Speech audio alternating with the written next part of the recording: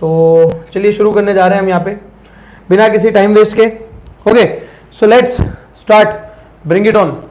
देखते हैं, सबसे पहले आप सभी के डाउट्स मुझे आ चुके थे, लेकिन सबसे पहला और मोस्ट इंपॉर्टेंट चैप्टर जो आज हम यहां पे कवर करेंगे, जिसका वेटेज सर बोर्ड एग्जाम में बहुत ज्यादा आता है, जी हां, आपका और मेरा सबसे फेवरेट चैप्टर लाइफ प्रोसेस, है ना भाई। ये कहानी बहुत पहले से शुरू होती है इस चैप्टर की। जब आप 10th में शुरुआत में पढ़ने आते हो, बायोलॉजी का पहला ही चैप्टर होता है ये। तो आई थिंक आपके अंदर बहुत सारे क्वेरीज अगर होंगे इस चैप्टर को लेके, तो मुझे कमेंट सेक्शन में बताना। उसके पहले हम एक फटाफट से वन शॉट के फॉर्म में देखने चले जाते हैं कि इस चैप्टर में क्या बताया जा रहा है, क्या क्या हो रहा है, प्रोसेस क्या क्या है। ओके, पर यहां पे सर हम बहुत ज्यादा डिटेल नहीं जाएंगे, एज हमें फटाफट इस लाइव को एंड भी करना है, क्योंकि भाई वन शॉट का मीनिंग यही होता है कि थोड़ा उसको जल्दी से बता के सम अप किया जाए। स्टिल आपकी कोई क्वेरी वगैरह हो तो उसको नोट डाउन करते जाइए मेरे साथ साथ। अंत पे हम और आप आपके मिलकर डाउट सेशन, Q&A सेशन लेंगे इस चैप्टर के। ओके, शुरू करते हैं बिना किसी टाइम वेस्ट के। सर लाइफ प्रोसेस थी क्या? तो सर सबसे पहले तो लाइफ प्रोसेस थी क्या उसके बारे में एक इंट्रोडक्शन दे दो। तो सर लाइफ प्रोसेस बेसिकली वो प्रोसेस थी जो मुझे जीने के लिए मजबूर करती है। जैसे सर अगर मैं सांस ले रहा हूं, मैं जो जी रहा हूं, वजह तुम हो। ऑक्सीजन तेरे पिछवाड़े से आया था नहीं ना भैया, सीधी बात है, रेस्पिरेशन वजह है वो, बराबर। अभी तुम जो भी खाना खा रहे हो, वो खाना तुम्हें मिल रहा है ड्यू टू मम्मी ने खाना वो बनाया है। उसके पहले मम्मी जो सब्जी लेके आई, वो सब्जी जिस प्लांट ने बनाई, सर वो सब न्यूट्रिशन में कवर करना है सर। उसके बाद मेरे बॉडी में जो है ब्लड घूम रहा है, जो मेरे सारे चीज़ों को एक बॉडी के हर एक चीज़ों को ट्रांसपोर्ट करने में काम करता है, तो वो प्रोसेस आ जाती है हमारी ट्रांसपोर्टेशन में। ओके, ट्रांसपोर्टेशन के अलावा सर जो सुबह सुबह वाला काम हम करते हैं, रिलीज करते हैं हमारे बॉडी से वेस्ट को, उसको हम कह देते हैं एक्सक्रीशन। तो कहने का मतलब क्या है सर, यहाँ पे मेन फोकस इन चार चैप्टर पे चार टॉपिक पे रहेगा, रेस्पिरेशन, न्यूट्रिशन, ट्रांसपोर्टेशन और एक्सक्रीशन। ओके, ये मेन चार टॉपिक है। इसके अलावा भी और टॉपिक्स आते हैं सर, बट हमारा मेन फोकस इन पे रहेगा। जीने के लिए कंट्रोल एंड कोऑर्डिनेशन, रिप्रोडक्शन, तो पूरा वो अलग से चैप्टर में कवर हुआ जाएगा। सबसे पहले कहानी को शुरुआत करेंगे सर हमारे प्यारे, सबके प्यारे न्यूट्रिशन से। बट लाइफ प्रोसेस जरूरी क्यों है सर? क्योंकि ये हमारे जीवन जीने का माध्यम है। अगर ये प्रोसेस होंगी तो ही हम जी पाएंगे, चाहे वो एक छोटे लेवल पे हो या बड़े लेवल पे, लाइफ प्रोसेस होती ही रहती है, ये हमने पढ़ा था। शुरुआत करेंगे सर सबसे पहले लाइफ प्रोसेस के फॉर्म में न्यूट्रिशन से। तो सर न्यूट्रिशन सिंपल भाषा में कहा जाए, खाना बनाने की मेथड, है ना भैया। The process of obtaining food is called nutrition, है ना। The method of obtaining food is called nutrition. दो प्रकार के थे सर, ऑटोट्रॉफिक और हेट्रोट्रॉफिक। बिल्कुल जी हाँ, ऑटोट्रॉफिक नाम में ही आंसर है ऑटो। ऑटो वर्ड का मतलब होता है रिक्शा वाला, रे झुम झुम झुम, रिक्शा वाला नहीं है भाई, ये सेल्फ है। ऑटो वर्ड का मतलब यहाँ पे सेल्फ है भाई। सेल्फ मतलब जो खुद का खाना खुद बनाते हैं भैया, फोटोसिंथेसिस के प्रोसेस का यूज करके खाना बनाते हैं भैया प्लांट, है ना। तो भैया फोटोसिंथेसिस की प्रोसेस का यूज करके प्लांट जो है भैया वो खाना बनाता है। ओके, अच्छा सिर्फ इतना बता दो यहाँ पे, इसको हमने यहाँ पे बहुत अच्छे से रिएक्शन के फॉर्म में लिखवाया है सर कि CO2 प्लस H2O, CO2 और H2O रॉ मटेरियल है। ओके, जिसको क्लोरोफिल, है ना, क्लोरोफिल के प्रेजेंस में, अगर लीव में क्लोरोफिल नहीं है तो ये प्रोसेस हो पाती नहीं है सर। सनलाइट की प्रेजेंस में हम इसको करेंगे तो सर क्या बन जाएगा, ग्लूकोज बन जाएगा, साथ में ऑक्सीजन रिलीज होगा और रिलीज होगा वाटर। ये इक्वेशन बहुत काम की है, कभी कभी यही एक मार्क में आ जाती है भाई। ओके, इसके अलावा इस प्रोसेस को अगर मैं थोड़ा सा आपको डिटेल में लेके जाना चाहूं तो इसके अंदर मेन इवेंट्स ऑफ फोटोसिंथेसिस में तीन प्रोसेस थी। Absorption of light by chlorophyll, ALC, हमने शॉर्ट ट्रिक बताया था बच्चों को CLC, और लास्ट में था बच्चों RCC, है ना भैया, मेरे साथ बोलिए ALC, CLC, RCC, main events of photosynthesis. Absorption of light energy by chlorophyll, leave के अंदर का बेटा तेरा क्लोरोफिल क्या करेगा, लाइट एनर्जी को एब्जॉर्ब करेगा। Okay, conversion of light energy into chlorophyll, sorry carbohydrate, conversion of light energy into carbohydrate. तो सर इसका मतलब क्या है कि वो कार्बोहाइड्रेट में कन्वर्ट होगा, नाम में ही आंसर आ गया, कार्बोहाइड्रेट यानी कार्बन और हाइड्रोजन। ओके, तो सर लास्ट वाला आता है RCC। सर RCC का मतलब क्या होता है, reduction of carbon dioxide to form carbohydrate. Okay, तो सर ALC माने absorption of light energy, sorry absorption of light energy by chlorophyll. Okay, the conversion मतलब जो हमारा जो क्लोरोफिल है वो कन्वर्ट करेगा हमारे इस केमिकल प्रोसेस में, और जहां पे H2O का मॉलिक्यूल क्या होगा, टूटेगा, है ना। तो H2O का मॉलिक्यूल टूटेगा अलग होगा, और इसको हम रिडक्शन के फॉर्म में कहते हैं, reduction of carbon dioxide to form carbohydrate. तो ये तीन मेन इवेंट्स है फोटोसिंथेसिस के। फिर सर आगे बढ़ेंगे हेट्रोट्रॉपिक न्यूट्रिशन में। तो सर हेटेरो, क्या वर्ड आ गया, हेटेरो। हेटेरो के सर तीन टाइप होते हैं, है ना, पैरासाइटिक, सेप्रोफाइटिक और साथ साथ में होलोजोइक, है ना। तो सर कभी कभी कुछ तुम, मैं, है ना, कुछ ऐसे एनिमल जो डायरेक्टली किसी ऑर्गेनिज्म को फूड की तरह खा लेते हैं, होलोजोइक न्यूट्रिशन है वो। सेप्रोफाइट्स क्या होते हैं सर? डेड एंड डिके, सड़ा हुआ और मरे हुए को खाते हैं। पैरासाइटिक क्या होते हैं? तो होस्ट बना दोस्त, अपने जैसे किसी होस्ट को पकड़ते हैं, बराबर, होस्ट उनका दोस्त होता है, वो बोलते हैं कि भाई हम तेरे को खाना ला के देंगे, तू मेरे को रहने दे, बराबर। और इस तरह से इनकी जो रिलेशनशिप होती है इसको हम कहते हैं सिम्बायोसिस, जो आपने कहीं ना कहीं लोअर स्टैंडर्ड में पढ़ा हुआ है, तो ज्यादा डिटेल में नहीं उतरेंगे सर। ये 3 टाइप के हेटेरोट्रॉफिक न्यूट्रिशन होते हैं। कहने का मतलब the organism which can not make their own food are called heterotroph and the mode of nutrition is called heterotrophic nutrition. बिल्कुल सही कहा सर। और सर इसमें जो हमारे ऑटोट्रॉफिक न्यूट्रिशन के सर एक और पार्ट है कि सर ये प्रोसेस जो होती है, so with the help of stomata sir, opening and closing of stomata और pores is done by guard cell. Most important, guard cell का काम क्या होता है? आपने इमेज देखी होगी स्टोमाटा की, नहीं देखिए तो भैया टेक्स्ट बुक ओपन करके रखिए, बराबर। तो स्टोमाटा जैसी ओपन होगा, बराबर, ओपन होगा, बराबर, और क्लोज होगा, ओपन होगा, क्लोज होगा। इसे ओपन क्लोज करने का काम किसका है सर? गार्ड सेल का है। गार्ड सेल ये क्यों करते हैं? ताकि गैसियस एक्सचेंज जो है वो अच्छे से हो पाए। इसके अलावा सर यहाँ पे अगर बात की जाए तो हाँ, गार्ड सेल जो है वो ओपनिंग क्लोजिंग देखते हैं स्टोमाटा का, स्टोमाटल पोर का। ओके, अब मैं आपसे एक छोटा सा क्वेश्चन पूछना चाहूंगा जहां पे आपको ये क्लास 9th की थोड़ी जर्नी को याद दिलाने वाला है। स्टोमाटा का जो ये ओपनिंग है गार्ड सेल का, यहां पे जो गैसियस एक्सचेंज हो रहा है, अगर कोई आपको 1 मार्क के क्वेश्चन में पूछ ले कि ये गैसियस एक्सचेंज क्यों हो रहा है, तो मुझे बताओ गैसियस एक्सचेंज जो हो रहा है वो कौन सी प्रोसेस से हो रहा है। ओके, अब बच्चे बोलेंगे सर बड़ा हार्ड क्वेश्चन पूछ रहे हो, नहीं तो मैं याद नहीं है, तो मैं आपको 2 ऑप्शन देता हूं, 2 ऑप्शन देता हूं। The very first option is diffusion, the another option is osmosis, the another option is osmosis. जल्दी से बता दो कि जो गैसियस एक्सचेंज हो रहा है हमारे स्टोमाटा के जो गार्ड सेल है वो ओपन क्लोज करके गैसियस एक्सचेंज करा रहे हैं, वो कौन सी प्रोसेस से हो रहा है? डिफ्यूजन से या ऑस्मोसिस से? डिफ्यूजन से हो रहा है कि ऑस्मोसिस से हो रहा है? बताना पड़ेगा आपको। ओके, दिया पटेल का जवाब है ऑस्मोसिस, विधान डिफ्यूजन, रियस राही डिफ्यूजन, भव्य ऑस्मोसिस, अर्धे ऑस्मोसिस, अर्धे डिफ्यूजन। तो चलिए सर बताने जा रहे हैं भैया लाइव आंसर इसका, बने रहिए, बने रहिए। जो भी आपके गैसियस एक्सचेंज होते हैं वो एक ही प्रोसेस से होते हैं सर, डिफ्यूजन। बट सर मेरे प्लांट में से तो पानी भी निकलता है, change in concentration of water, तो मेरे मुन्ना वो होता था ऑस्मोसिस की वजह से।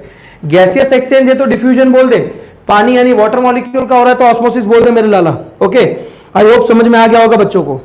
तो भैया खुश हो जाओ, डिफ्यूजन वालों का आंसर बहुत ही सही है। और इसी के साथ हम आपको अमीबा की कहानी पे लेके जा रहे हैं। न्यूट्रिशन सिर्फ जानवरों का नहीं है, यूनिसेलुलर ऑर्गेनिज्म जैसे अमीबा है उनका भी होता है, बराबर। तेरी माँ मेरी माँ नहीं भाई, अमीबा की बात कर रहे हैं यहाँ पे। तो अमीबा खुद का खाना कैसे बनाता है? तो सर सबसे पहले अमीबा के बारे में थोड़ा जान लेते तो अच्छा रहता। Amoeba is a unicellular animal, the mode of nutrition in amoeba is holozoic. क्या वाला आ गया? होलोजोइक। जी बिल्कुल सही सुना आपने, तुम्हारी मेरी तरह ह्यूमंस की तरह ये भी बिल्कुल होलोजोइक है। होलोजोइक का मतलब क्या होता है?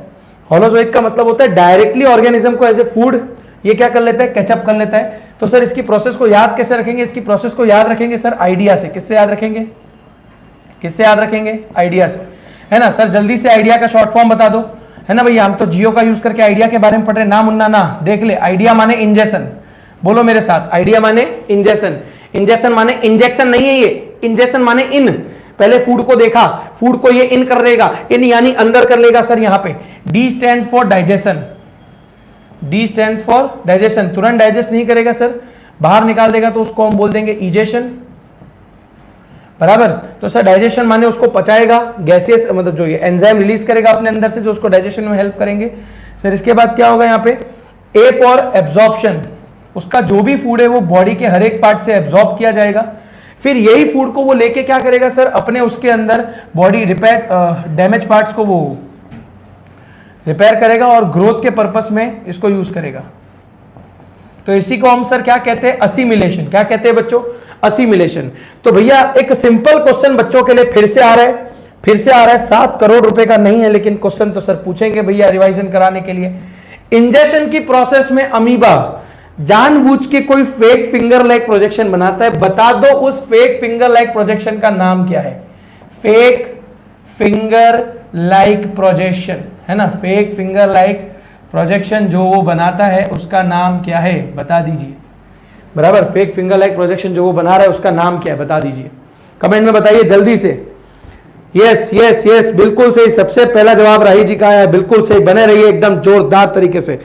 पटेल है बहुत Trivedi, yes P pseudopodia the fake finger like projection, okay fake finger like projection, okay yellow colour use करो। निकुंज सर कहां भाग जाते हो, अंदर आ जाओ फटाफट, जल्दी से जल्दी से, तुम्हें तुम्हारी किसी प्यारी दोस्त की कसम है, जल्दी से अंदर आ जाओ चलो यस यस बिल्कुल सही जवाब। हमारे बच्चों को यार बहुत तगड़ा बायोलॉजी आता है यार, काय को चिंता कर रहे तुम लोग इतनी, आ जाओ आगे बढ़ते हैं। चलो फिर उसके बाद सर यहाँ पे क्या आएगा, ओके यहाँ पे न्यूट्रिशन इन ह्यूमंस की बात की जाए तो सर हमारे ह्यूमंस में आता है human digestive system, the most important question for 4 mark, 4 mark के लिए बहुत ही इंपॉर्टेंट पूछा जाने वाला क्वेश्चन।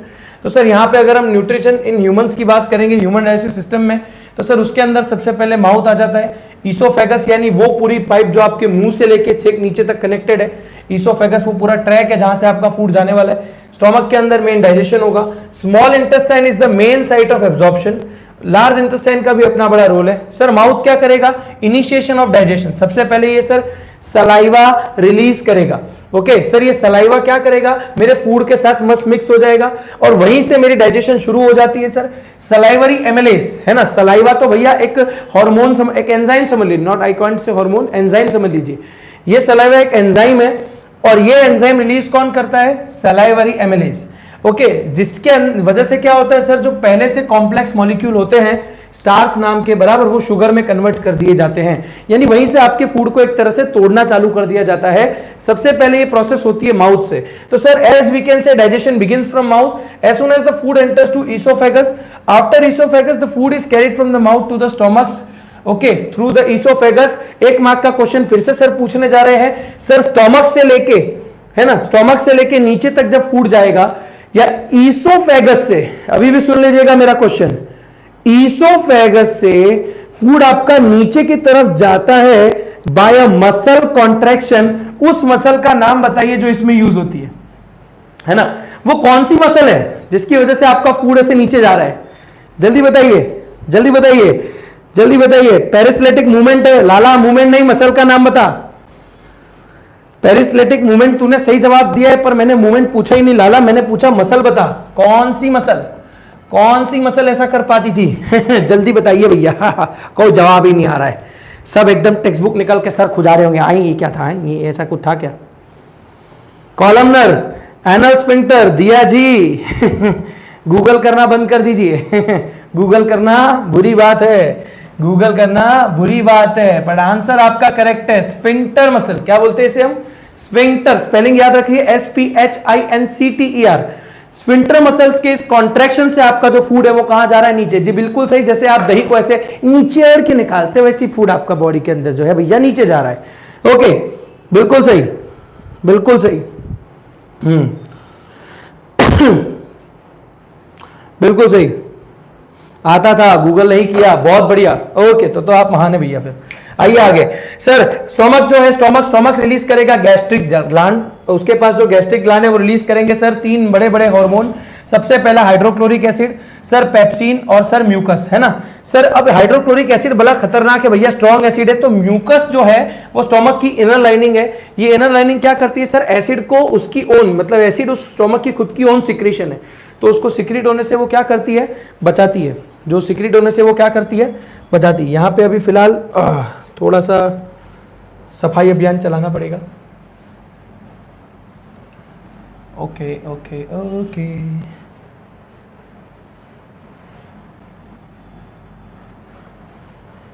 थोड़ी सी स्क्रीन अच्छी दिखे इसके लिए, ओके ओके आइए आगे बढ़ते हैं। चलिए देखिए यहाँ पे क्या हो रहा था सर, यहाँ पे सर सबसे पहले अगर हम बात करेंगे तो हाइड्रोक्लोरिक एसिड जो है बराबर, हाइड्रोक्लोरिक एसिड क्या करेगा सर, हमारे मीडियम को जो खाना है उसको पूरा एसिडिक बना देगा सर, उसी के साथ साथ जो म्यूकस है हमारे स्टोमक की जो वॉल है उसको प्रोटेक्ट करेगा from its own secretion hydrochloric acid.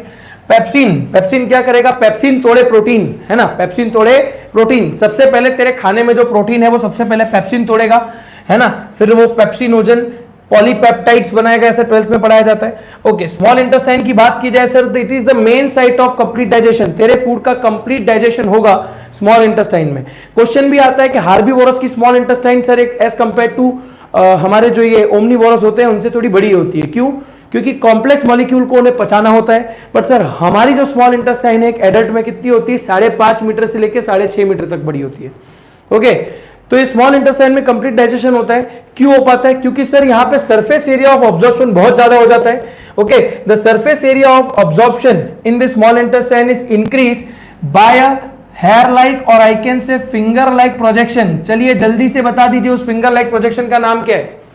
Small intestine में जो ये हेयर लाइक प्रोजेक्शन चल रही है, जल्दी से इसके बारे में बता दीजिए क्या नाम है उसका। जल्दी से नाम बताइए जल्दी। Yes, villi. हाँ भैया, बिल्ली का नाम नहीं है तुम्हारे, मिल्ली मत बोलना, मिल्ली हमारे पास है बिल्ली। ठीक है, आपके यहां पे आंसर आ गया है विली। बिल्कुल सही, बिल्कुल सही, बिल्कुल सही। ये एक एक मार्क के जो बीच में मैं क्वेश्चन पूछ रहा हूं, गारंटी इसमें से बोर्ड से उठ के आ जाएगा, पक्का आ जाएगा। अभी फोन करके बोला है मैंने। आ जाओ। लार्ज इंटेस्टाइन में क्या होगा सर? स्मॉल इंटेस्टाइन में क्या होगा ये समझा दो सर। कार्बोहाइड्रेट्स बराबर proteins and fats. Fats are converted into fatty acids. Proteins को और सर कन्वर्ट करके अमीनो एसिड में कन्वर्ट कर दिया जाएगा। कार्बोहाइड्रेट्स को ग्लूकोज के फॉर्म में अगेन कन्वर्ट कर दिया जाएगा, और इसी के साथ साथ हमारे पूरे स्मॉल इंटेस्टाइन में कंप्लीट डाइजेशन हो जाएगा सर। उसके बाद लार्ज इंटेस्टाइन में क्या होगा? जितना भी वेस्ट मटेरियल है उसमें से सर क्या होगा? पानी, वाटर को एब्जॉर्ब करेगा कौन? Large intestine. और जो भी मेरा बचा कुचा वेस्ट है, जिसे मैं कहता हूं सेमी सॉलिड फेसेस। हाँ भैया, जो देखो सुबह सुबह लग रही है, ये उसी का नाम है सेमी सॉलिड फेसेस। पॉटी जो तू बोलता है वो एनस में रिदमिक कॉन्ट्रैक्शन के थ्रू बॉडी से निकाल दी जाती है। तो सर इस तरह से एक टाइप से हमारा डाइजेशन वगैरह जो है वो हो जाता है, वेस्ट मटेरियल को निकाल दिया जाता है। तो एक तरह से एक्सक्रीशन भी हमारा यहाँ पे हो जाता है। ओके, बट ये सॉलिड का एक्सक्रीशन था। Okay, I hope the students are getting. Okay, मजा आ रहा हो तो जल्दी से लाइक ठोक दो। अच्छा लग रहा है आपको, वीडियो समझ में आया? अभी तक जितना समझ में आया तो भैया जल्दी से लाइक ठोक दो सब लोग, जल्दी से फटाफट ताकत से लाइक ठोक दो। देखते हैं कितने लाइक आते हैं अभी के अभी। देखते हैं कौन सच में चाहने वाले हैं या सिर्फ हमारी बैंड बजाने वाले हैं। जल्दी जल्दी, हाँ सोचो। जल्दी से, लगता है ये टैबलेट जाने वाला है, क्योंकि इसका चार्जिंग उड़ने वाला है। अरे रे, वाह वाह वाह वाह जी, बहुत बढ़िया जी, बहुत बढ़िया। बिल्कुल बिल्कुल बिल्कुल, वीडियो को लाइक दबा दीजिए भाई, बिल्कुल वीडियो को लाइक दबा दीजिए। ओके, आइए आगे बढ़ते हैं सर। इसके बाद आता है रेस्पिरेशन। मैं जो जी रहा हूँ वजह तुम हो भाई, वजह तू नहीं है भैया, रेस्पिरेशन है सर। रेस्पिरेशन का मेन फॉर्म यहाँ पे एनर्जी जो है वो जनरेट करना है। तूने जो फूड खाया वो तेरे बॉडी के सेल में एनर्जी जनरेट करके कौन देगा सर? रेस्पिरेशन देगा sir. Respiration is essential for life as it release energy. Sir ये कैसे रिलीज करता है सर? तो सर ये रिलीज करता है इस फॉर्म में जो आप ये देख रहे हो यहाँ पे सर। हमारा जो ग्लूकोज मॉलिक्यूल है उसको तोड़ा जाता है। कभी कभी यही बहुत 3 मार्क का इंपॉर्टेंट क्वेश्चन है, pathways to break down glucose. तो सर अगर ये ऑक्सीजन नहीं होता in presence of yeast bacteria तो ये इथेनॉल बन जाता है ना। फर्मेंटेशन प्रोसेस, दारू बनाने पद्धति, उसके अंदर ये काम में आता है सर। अगर मेरे बॉडी में कभी कभी ऑक्सीजन कम हो जाए, भैया मैं बहुत तेज दौड़ने गया, मेरे मसल में क्या हो गया? क्रैम्प आ गए, नस चढ़ गई, तो उसके कारण हुआ क्या? उसके कारण जो मेरा अगर आप देखोगे बहुत ज्यादा एनर्जी जो है वो क्या हो गई सर? चाहिए मेरे बॉडी को, लेकिन मेरे बॉडी में ऑक्सीजन उतना सप्लाई नहीं है, तो मुझे क्रैम्प फील होगा। उसके अलावा सर यहाँ पे क्या होगा? तीसरा form presence of oxygen. Sir जब ऑक्सीजन प्रेजेंस होगा इन माइटोकॉन्ड्रिया, है ना, माइटोकॉन्ड्रिया हमारे सेल का पावर हाउस होता है, पढ़ाया आपने इसे सर। तो वो CO2 H2 और एनर्जी को क्या करेगा? रिलीज करेगा। So there is one more question for all my class 10 student, what is the unit of energy in our body? Sir energy का यूनिट क्लास 9 में तो भैया जूल पढ़े थे। भैया जूल की बात नहीं हो रही है हमारे बॉडी में एनर्जी की करेंसी क्या है ना? एनर्जी की करेंसी क्या है? जल्दी बताइए, जल्दी से बता दीजिए एनर्जी की करेंसी क्या है? सबसे पहला जवाब महक का आता हुआ, बिल्कुल सही, ATP। युक्ति जी बोल रही माइटोकॉन्ड्रिया। अरे भैया रिजर्व बैंक नहीं पूछ रहे हैं, ये पूछ रहे हैं इंडिया में कौन सा चलन चल रहा है। आपको गांधी जी आंसर देना था, आप रिजर्व बैंक दे दिए। माइटोकॉन्ड्रिया पावर हाउस है भैया सेल का। ऐसा मत करो, दिल से बुरा लगता है भाई, प्लीज भाई, दिल से बुरा लगता है। ओके, मोटा भाई लिख रहे हैं रिब, किसका? Okay, very good. ATP वालों का आंसर बिल्कुल सही है, बहुत बढ़िया बहुत बढ़िया। आगे बढ़िए, आइए सर। यहाँ पे रेस्पिरेशन के बाद मेन पार्ट हमारा ये भी आता है रेस्पिरेशन के फॉर्म में कि सर ये जो रेस्पिरेशन है, ये रेस्पिरेशन ह्यूमन रेस्पिरेटरी सिस्टम में बहुत अच्छी तरीके से किया जाता है। ह्यूमन रेस्पिरेटरी सिस्टम में भी बहुत सारी चीजें होती है सर, जैसे हमारा पूरा नोस्ट्रिल है, नेसल पैसेज है, नेसल कैविटी है। इसके बाद सर हमारा जो ब्रोंकस जो 2 लंग्स में डिवाइडेड है, वो सारी चीजें यहाँ पे है बराबर। ह्यूमन रेस्पिरेटरी सिस्टम का डायग्राम में यहाँ पे डालने वाला था, पर मैंने सोचा नहीं, बच्चों को शायद ये ज़्यादा लंबा हो जाएगा, पर स्टिल मैंने उसको कोशिश तो की थी डालने की। एक बार चेक कर लेते हैं, यहाँ पे ये रहा। ओके, ये इसके लिए डाला था ताकि थोड़ा टाइम कम हो और मैं चीज़ों को ऐसे ही आपको डायग्राम से समझा पाऊँ। ओके, तो सर यहाँ पे हम देख सकते हैं जो नेसल पैसेज नेसल कैविटी है बराबर, यहाँ से सबसे पहले हम क्या होंगे, एयर को इनहेल करेंगे। तो डिफरेंस बिटवीन भी आता है इनहेल और एक्सेल। तो उसके अंदर इनहेलेशन में क्या होगा सर, मेरे लंग्स का जो वॉल्यूम है वो क्या हो जाएगा, इंक्रीज हो जाएगा। जैसे आप श्वास भरेंगे तो आपके फेफड़े फूल जाएंगे, लेकिन श्वास छोड़ेंगे तो फेफड़े दूर हो जाएंगे, लंग्स का वॉल्यूम डिक्रीज हो जाएगा। साथ साथ में जो मेरा डायफ्राम है वो एकदम जैसी हवा आएगी तो हवा भरेगी तो ये फ्लैट हो जाएगा, लेकिन हवा निकल जाएगी तो एकदम ऐसे डोम शेप। क्या वर्ड लिख के आएंगे एग्जाम में, डोम शेप लिख के आएंगे सर। ओके सर, इसके अलावा फेरेनिक्स होता है, लैरिनिक्स होता है, वॉइस बॉक्स। फेरेनिक्स उसके ऊपर है और जो रास्ते से हवा होके जाएगी, ऑक्सीजन होके जाएगा, उसे हम कहते हैं ट्रैकिया, है ना सर। उसके अलावा जैसे ही आगे जाती है तो दो लंग्स में डिवाइड हो जाते हैं सर। इस लंग्स को प्रोटेक्ट करने के लिए आता है रिंग्स ऑफ कार्टिलेज, है ना सर। ये कार्टिलेज क्या है, हमने ऑलरेडी टिश्यू चैप्टर में क्लास 9 में पढ़ा हुआ है। इसके अलावा सर लंग्स यानी फेफड़े दो दिए भगवान ने, दोनों का काम क्या है सर, एक से ऑक्सीजन आएगा, दूसरे से CO2 रिलीज किया जाएगा। ओके, तो यहां पे अगर आप देखोगे रेस्पिरेटरी जो हमारा लंग है, ये लंग्स का स्ट्रक्चर कैसा है, जैसी मेरी एयर यहां ट्रैकिया से जाती है, ट्रैकिया से बाद में डिवाइड हो रही है। क्या हो रही है सर, ये डिवाइड हो रही है। ओके, डिवाइड होने के बाद देखो छोटे छोटे ब्रांचेस में वो डिवाइड हो रही है। इन ब्रांचेस को हम ब्रोंकाई बोलते हैं। क्या बोलते हैं बच्चों, ब्रोंकाई। ब्रोंकाई के बाद सर ये और डिवाइड होती है और छोटे छोटे रास्तों में, जिसको हम कहते हैं ब्रोंकियोल्स। ये ब्रोंकियोल्स का कनेक्शन है मेरे ब्लड वेसल के साथ। समझिए, ये जो ब्रोंकियोल्स आप देख रहे हैं, छोटा छोटा बलून लाइक स्ट्रक्चर, ये मेरे ब्लड के साथ कनेक्टेड है। इसको हम कहते हैं अल्वियोलर सैक। क्या कहते हैं, अल्वियोलर सैक। सेक्स नहीं, सैक वर्ड बोला है भैया, हवा भरी है इसके अंदर, अल्वियोली। तो आई होप आपको ह्यूमन रेस्पिरेटरी सिस्टम समझ में आ गया होगा। ज्यादा टाइम मैंने नहीं लिया है, इनहेलेशन एक्सहेलेशन का इसमें से क्वेश्चन आता है। आई होप बच्चे इसको आंसर कर पाएंगे, क्योंकि इसकी इतनी औकात है, इसके लिए हमने इसमें ज्यादा टाइम नहीं दिया है। बट स्टिल यहाँ पे आप लोगों के लिए समझाने की कोशिश की है। आगे ट्रांसपोर्टेशन को, किसको समझाने की कोशिश की है, ट्रांसपोर्टेशन को। बट ट्रांसपोर्टेशन के फॉर्म में सर हमारे बॉडी में सबसे पहले जो ब्लड है वो एक तरह से फ्लूइड मीडियम है, जो क्या करता है, सब चीजें क्या करता है, जैसे हमारा फूड हो गया, ऑक्सीजन हो गया, वेस्ट मटेरियल होगा, सबको हमारे बॉडी में क्या करता है सर, ट्रांसपोर्ट कराता है। सर ये ब्लड के दो टाइप होते हैं, रेड ब्लड सेल और व्हाइट ब्लड सेल। अब बोलने की जरूरत नहीं है, प्लेटलेट्स का काम क्या होता है, मुझे कहीं भी चोट लग जाएगी तो मुझे क्या करके देगा, ये मेरे ब्लड के माध्यम से उसे क्लॉट कर देगा। क्लॉट माने क्लोटिंग, जो आपको निशान लग जाता है तो एकदम क्लॉट आ जाता है ना वो। सर व्हाइट ब्लड सेल मुझे इम्यूनिटी देते हैं। रेड ब्लड सेल के अंदर और भी बहुत सारी चीजें होती हैं, लेकिन अगर सर बच्चों को पूछ ले ऐसा कौन सा रेस्पिरेटरी पिगमेंट है सर जिसकी वजह से ऑक्सीजन मेरे बॉडी में ट्रांसपोर्ट हो जाता है, मुझे उस रेस्पिरेटरी पिगमेंट का नाम बता दो जो ऑक्सीजन को पूरी बॉडी में घुमाता है। रेस्पिरेटरी पिगमेंट का जल्दी से नाम बता दो जो ऑक्सीजन को पूरी बॉडी में फैलाता है, जल्दी से बता दो। यस, तेरी माँ मेरी माँ सबकी माँ हेमा, हेमोग्लोबिन। लेकिन वेदांत यहां पे हेमोग्लोबिन की स्पेलिंग भैया तुम रॉन्ग लिख दिए भैया, चप्पल से मार खाओगे। पहले ऐसे लिखना HEAMO, हेमोग्लोबिन का करेक्ट स्पेलिंग ये है, तो जो गलत लिखे हैं भैया चप्पल से मार खाओगे, एक मार्क गवाओगे। ध्यान दो अच्छे से।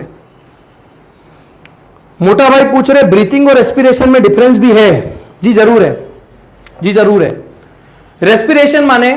रेस्पिरेशन माने आपने जो ऑक्सीजन लिया उस ऑक्सीजन का यूज हुआ ताकि एनर्जी रिलीज की जा सके। बट ब्रीथिंग के अंदर आप इनहेल कर रहे हैं, एक्सहेल कर रहे हैं। तो ब्रीथिंग एक तरह से रेट है, जहां पे एयर आ रही है जा रही है, आ रही है जा रही है, आप ये रेस्पिरेशन नहीं, ये ब्रीथिंग है। रेस्पिरेशन आपको दिख नहीं रहा है, जहां पे ऑक्सीजन का यूज करके सर ग्लूकोज के मॉलिक्यूल को तोड़ा जा रहा है, CO2 और H2O एनर्जी को निकाला जा रहा है। यही एनर्जी मुन्ना ATP के फॉर्म में तेरे बॉडी में आ रही है और आज तू मेरा लेक्चर पढ़ पा रहा है और ये तेरा सर तेरे सामने पढ़ा पा रहा है। ओके, आगे बढ़ेंगे बिल्कुल इसी ताकत से, जरा सा भी नहीं रुकना है हमको। आ जाते हैं सर ह्यूमन रेस्पिरेटरी सिस्टम को। जैसा कि आपने समझाया हमको पूरा का पूरा यही यहाँ पे लिखा हुआ है, तो अगर किसी को कुछ ऐसे देखना हो शॉर्ट फॉर्म में तो आप इसमें देख सकते हो। और इसके अलावा हम आगे बढ़ेंगे क्योंकि हमको इसको लेके जाना है आगे रेस्पिरेटरी सिस्टम के बाद। ओके, अब सर यहाँ पे आ गया हार्ट। क्या आ गया, हार्ट, है ना। तुम जो आए जिंदगी में बात बन गई है। अभी आशिकों के नवरात्रे गए सर, हार्ट सर मेरा हार्ट तो यूं था, आप तो ये वाला बता रहे भैया, असली वाला यही है। हाँ, धड़कना बंद हो जाएगा, मर जाएगा साले तू। देख ले यहाँ पे ह्यूमन हार्ट के बारे में। तो ह्यूमन हार्ट के बारे में अगर आपको क्वेश्चन आ जाता है तो आप प्लीज समझिए, उसकी दो चीज बताइए, पहला स्ट्रक्चर पहला स्ट्रक्चर, दूसरा फंक्शन। स्ट्रक्चर माने देख मुन्ना दिखता कैसा है हार्ट, तो सर मेरे हार्ट के टोटल 4 चैम्बर्स है। कितने चैम्बर्स है? 4 चैम्बर्स हैं, बिल्कुल सही कहा sir. The upper 2 chambers are called, upper 2 chambers are called atria बोल सकते हैं, इसको हम लिखते हैं एट्रिया में, बट एट्रिया बराबर। The lower 2 chambers are called ventricles, उसमें भी सर एक लेफ्ट वाला और एक राइट वाला। सर अब ये हार्ट है कहां पे? तो sir heart is slightly located है ना इन अवर चेस्ट काविटी। अब बोलते हैं हार्ट लेफ्ट में, ऐसा नहीं है ना, हार्ट सिर्फ थोड़ा सा लेफ्ट साइड टिल्ट है, टिल्ट यानी घुमा हुआ है, बाकी लेफ्ट में नहीं है सर, गलत बात बोल रहे हैं। इसके अलावा यहां पे जो मेरे हार्ट का सेप्टम है, यहां पे जो आप ये लाइन देख रहे हैं भैया, इसको हम कहते हैं सेप्टम। ये सेप्टम क्या करता है? एक तरफ ऑक्सीडेंटेड ब्लड होता है, दूसरी तरफ डीऑक्सीडेटेड ब्लड होता है। सर कौन सी तरफ ऑक्सीडेटेड, कौन सी तरफ डीऑक्सीडेटेड ब्लड है, ये मुझे कैसे याद रहेगा? तो मेरे मुन्ना मेरे साथ यहां पे एक याद रख, बोल दे भगवान है सब। क्या है भैया? भगवान है ना, साइंस का एक ही भगवान है और वो कौन है तुम्हें पता है? ओके, तो यहां पे मेरे साथ बोलिए LORD, लॉर्ड। लॉर्ड माने लेफ्ट, एल में जो लॉर्ड में जो एल है वो लेफ्ट। लेफ्ट साइड होता है सर ऑक्सीजनेटेड, कैसा होता है? ऑक्सीजनेटेड होता है सर। और आर माने राइट, राइट साइड कैसा होता है सर? डीऑक्सीजनेटेड, कैसा होता है? डीऑक्सीजनेटेड। डीऑक्सीजनेट का मतलब आप समझ लीजिए CO2 वाला होगा, आप ऐसा लिख सकते हैं, ठीक है।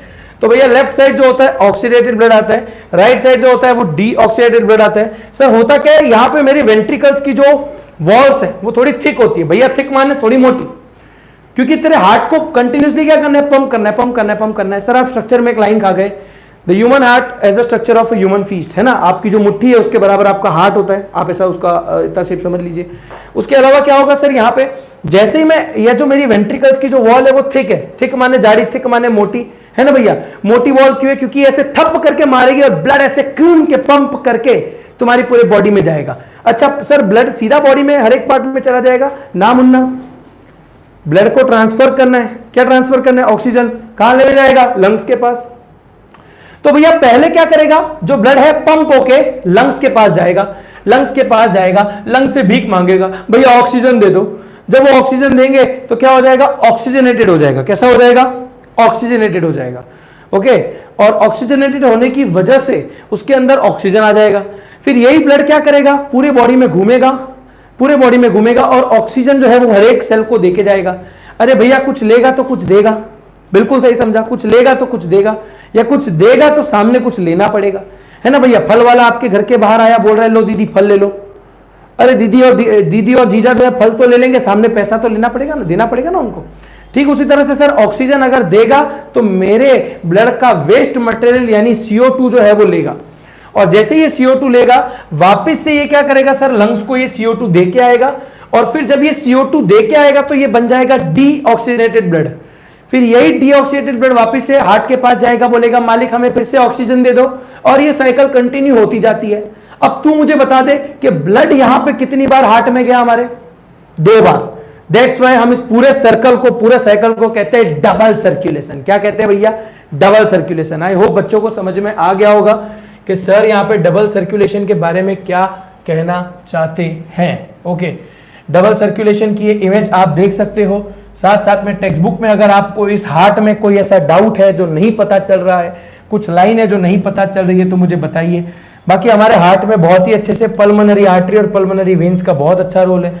आर्टरीज और वेन्स के बीच में भी सर क्या आ जाता है? डिफरेंस बिटवीन आ जाता है। तो ये बहुत डिफरेंस बिटवीन आपको समझना पड़ेगा। देखो ये मैं मानता हूं नवनीत से पढ़ोगे तो ज्यादा बेटर है, सटीक दिया हुआ एकदम उसके अंदर। ओके, इसके अलावा सर यहाँ पे वेना कावा है। Okay, superior vena cava, inferior vena cava, septum जो है जो वो डिवाइडिंग वॉल है, तो ये सब चीजें यहाँ पे दी हुई है। ओके, तो अगर आप ये सबको एक बार समरी के फॉर्म में देखना चाहो तो यहाँ पे मैंने लिखा हुआ है, आप इसे रेफर कीजिए।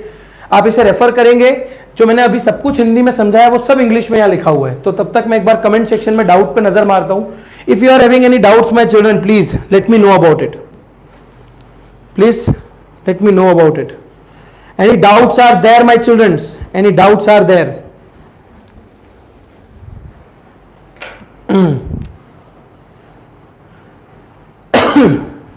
अरे वाह अंश जैन, क्या बात है, आप भी आ गए हो। कैसे हो? बाकी सब बढ़िया? No sir, no sir. Pujan बोल रहा है साइंस ही डाउट है। बेटा साइंस ही डाउट है तो एक बार आधार कार्ड वेरिफिकेशन करा लो। आधार कार्ड वेरिफिकेशन कराना जरूरी है फिर तो तुम्हें। पढ़ाई लिखाई नहीं करोगे, बकलौली करोगे, एक्टिवा पे घूम के साइंस डाउट ही होगा, तुम्हारा अस्तित्व भी डाउट में ही होगा। पढ़ाई लिखाई करो, फिर से एक बार यस सर को मिलके जाओ, ज्यादा डाउट है तो मोटिवेशन के फॉर्म में और मेहनत करवाएंगे आपसे। ओके मोटा भाई, एक्सक्रीशन यानी हगने का मतलब एक्सक्रीशन अभी आने वाला है, जरा बने रहिए, जरा बने रहिए, एक्सक्रीशन अब भी आने वाला है, अब भी आने वाला है। अच्छा कोई डाउट नहीं है, वाह वाह, आगे बढ़ते हैं मुन्ना, आगे बढ़ते हैं। सर ये रहा आर्टरीज और वेन्स के बारे में एक छोटा सा लाइन में यहाँ बताना जरूर चाहूंगा, क्योंकि ये एग्जाम में आता है, 1 मार्क के क्वेश्चन में आ जाता है। सर ऐसे दोनों में मतलब कभी कभी एमसीक्यू में भी आ जाता है, ऐसे ऑर्गन का नाम बताइए जो ब्लड को कैरी करता है from heart to the various part. तो आप ये याद रखेंगे, हार्ट से जो पूरे बॉडी में लेके जाता है वो कौन होती है, आर्टरीज। लेकिन सर यहाँ पे जो पूरे ब्लड को कलेक्ट करती है अलग अलग ऑर्गन से और वापस से कहां लेके आती है, हार्ट में। तो इसको याद रखने का एक छोटा सा शॉर्ट ट्रिक बच्चों को बताऊंगा। V for veins, V for वसूली भाई, क्या नाम बोलेंगे, V for veins, V for वसूली भाई, वसूली करके लाती, चले मेरा ब्लड ला ब्लड ला ब्लड ला। और उसके पहले जो आर्टरीज होती है वो हार्ट से ब्लड को लेके आती है आपकी तरफ, ऑक्सीडेटेड ब्लड को लेके आती है। तो आप आर्टरीज में ये भी लिख सकते हैं इट कैरीज ऑक्सीडेटेड ब्लड, इसमें लिख सकते हैं it carries deoxygenated blood. Okay इसके अलावा सर कैपिलरीज क्या होती है, कैपिलरीज के फॉर्म में हमको बताइए। Capillaries sir are allowed to blood communicate with the cells of the body. Capillaries sir एक तरह से बोल सकते हैं ब्लड का जो समूह है, जो झुंड है, वो कैपिलरीज है ना। बहुत सारे ब्लड इकट्ठा हो गए जो सेल से कम्युनिकेट करने देगी सर, वो कैपिलरी। इसके बाद सर आता है मेन इंपॉर्टेंट पार्ट, एक्सक्रीशन, है ना भैया। एक्सक्रीशन के फॉर्म में सर हम एक बार सॉलिड वाला तो पढ़ चुके हैं, लिक्विड वाले में आता है सर ह्यूमन एक्सक्रीटरी सिस्टम, है ना भैया, ह्यूमन एक्सक्रीटरी सिस्टम। यहां पे देख लीजिए, अगर आप देखें ह्यूमन को एक भैया 2 पेयर्स ऑफ किडनीज है, लेफ्ट किडनी राइट किडनी, इसको भी याद रखिए।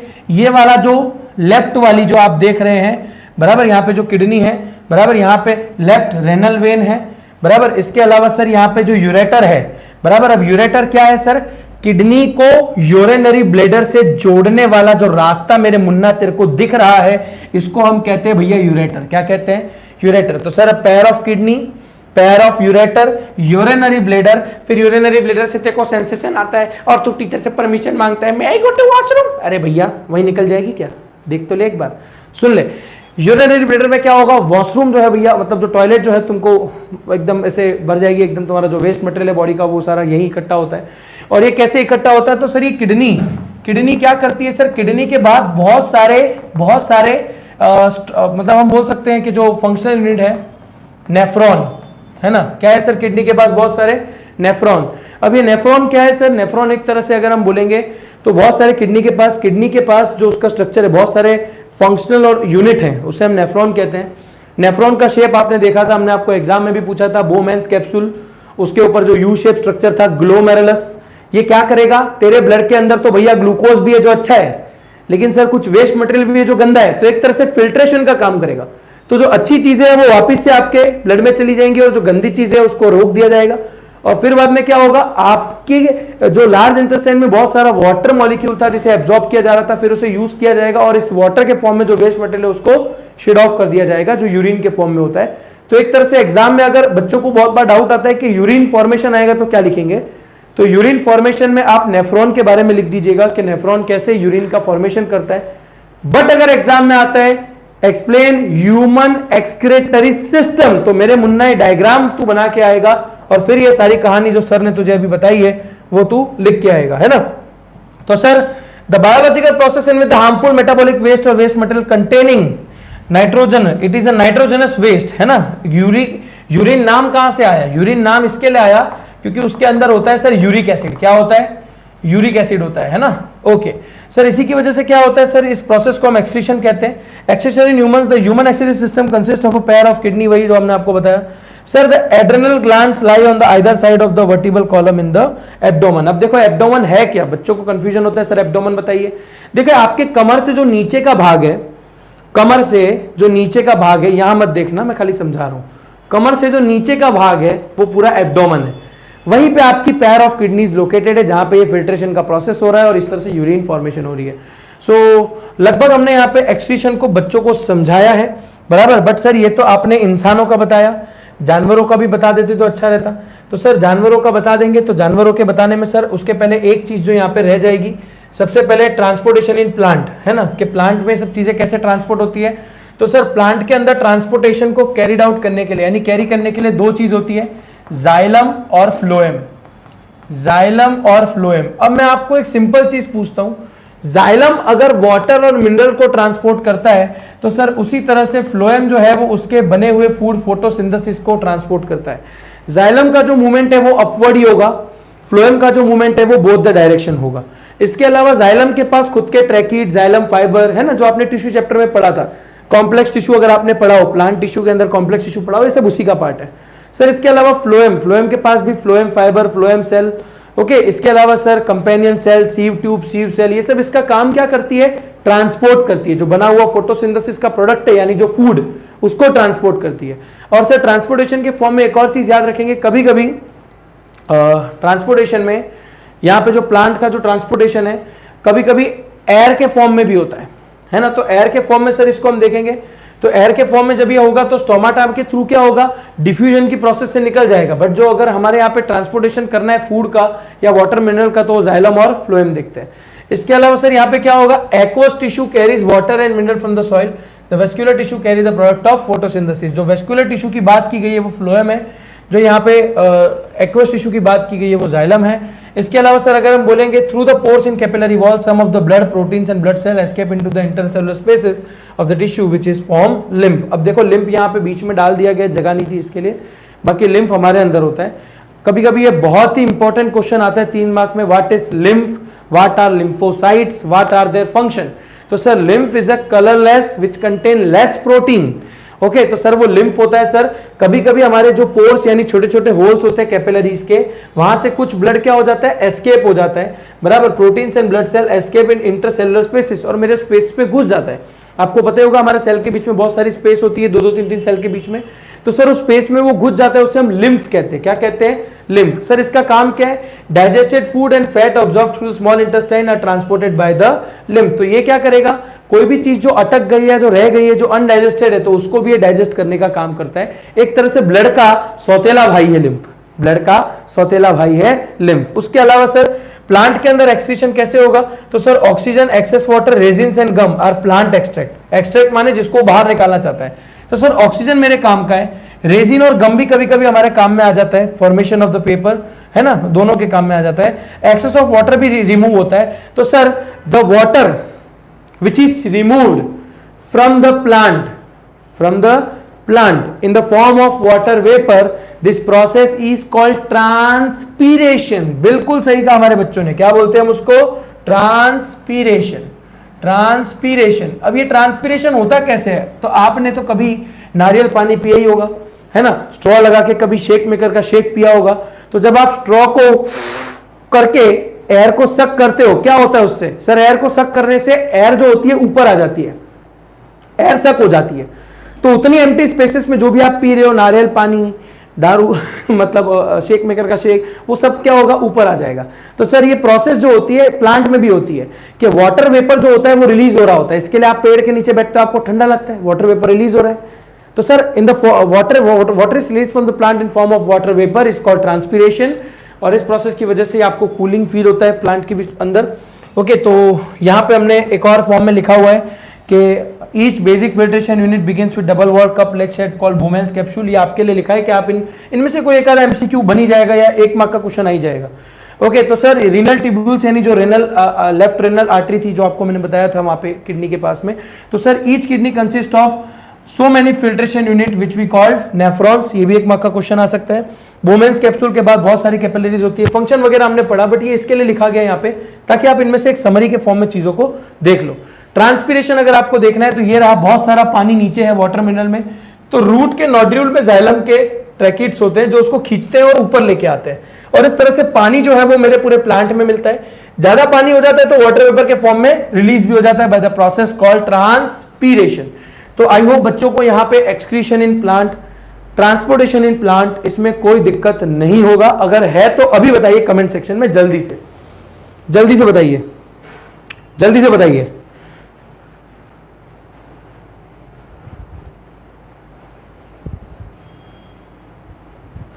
नहीं है, कुछ नहीं है भैया, कुछ नहीं है, पढ़ाई नहीं की है क्या बात कर रहे हो बिल्कुल सही, नहीं कोई डाउट नहीं। अरे मोटा भाई कस्सो कोई पण डाउट नहीं तमने। सो सारी बात, वाह वाह वाह। BMW कौन है भैया? रियल आईडी से आओ बे। What is the meaning of renal? भैया रेनल यहाँ पे लड़की का नाम नहीं है वेदांत, हम आपको बता नहीं सकते, हम आपको दिखा सकते हैं रेनल है क्या। तो देखो रेनल वेन, अब देखो वेन का मतलब समझते ही हो बराबर। अभी अभी थोड़ी देर पहले तुमने वेन के बारे में पढ़ा, जो भी वेस्ट मटेरियल होगा बराबर, V for vein, V for वसूली भाई, सारे ब्लड को कनेक्ट करके ले आएगी। सर ब्लड के अंदर तो सर कचरा भी था, ग्लूकोज भी था, तो किडनी का काम यही है फिल्ट्रेट करना। तो सर वो किडनी तक वो खराब वाला ब्लड पहुंचाने का काम जो मेरे किसी ऑर्गन में था कौन करती है? Renal vein. कौन करती है सर? Renal vein. Okay, I hope Vedant को डाउट नहीं होगा। सर सागर है BMW, अरे सागर वाह क्या हालचाल हुआ, बिल्कुल सही बिल्कुल सही। आई होप हमारे बच्चों को क्या प्राइस है BMW का गूगल कर लो भैया, कोई आइडिया नहीं है, गरीब आदमी हम तो। हाँ मार्कर भी नहीं है, देखो पेन से पढ़ाना पड़ रहा है जुगाड़ करके। ओके, आई होप बच्चों को इसमें डाउट नहीं होगा। नहीं होगा, नहीं होगा तो प्रारंभ करेंगे कंट्रोल एंड कोऑर्डिनेशन। हाँ तुम्हारा मेरा सबका प्यारा फेवरेट चैप्टर भैया। पानी तो पीने दो बे, एक तो 8 मार्क तुमको बोर्ड में दिला दिए, पानी भी नहीं पिए। पानी है ना कि कुछ और है? नहीं तो पी के पता चल जाएगा।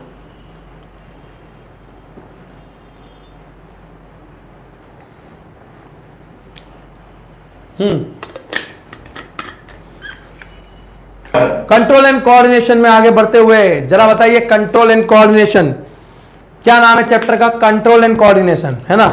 तो सर यहां पे आप कुछ भी शुरू करो, जब तक हम ये कॉप्सिल खा रहे हैं तब तक आप मुझे कुछ ऐसा बता दीजिए स्टिमुलस क्या होता है। कहानी वहीं से शुरू करेंगे। स्टिमुलस क्या होता है बताओ, स्टिमुलस क्या होता है? साले स्टिमुलस बताओ, स्टिमुलस क्या होता है बताओ, कमेंट सेक्शन में बताओ बे, स्टिमुलस क्या होता है?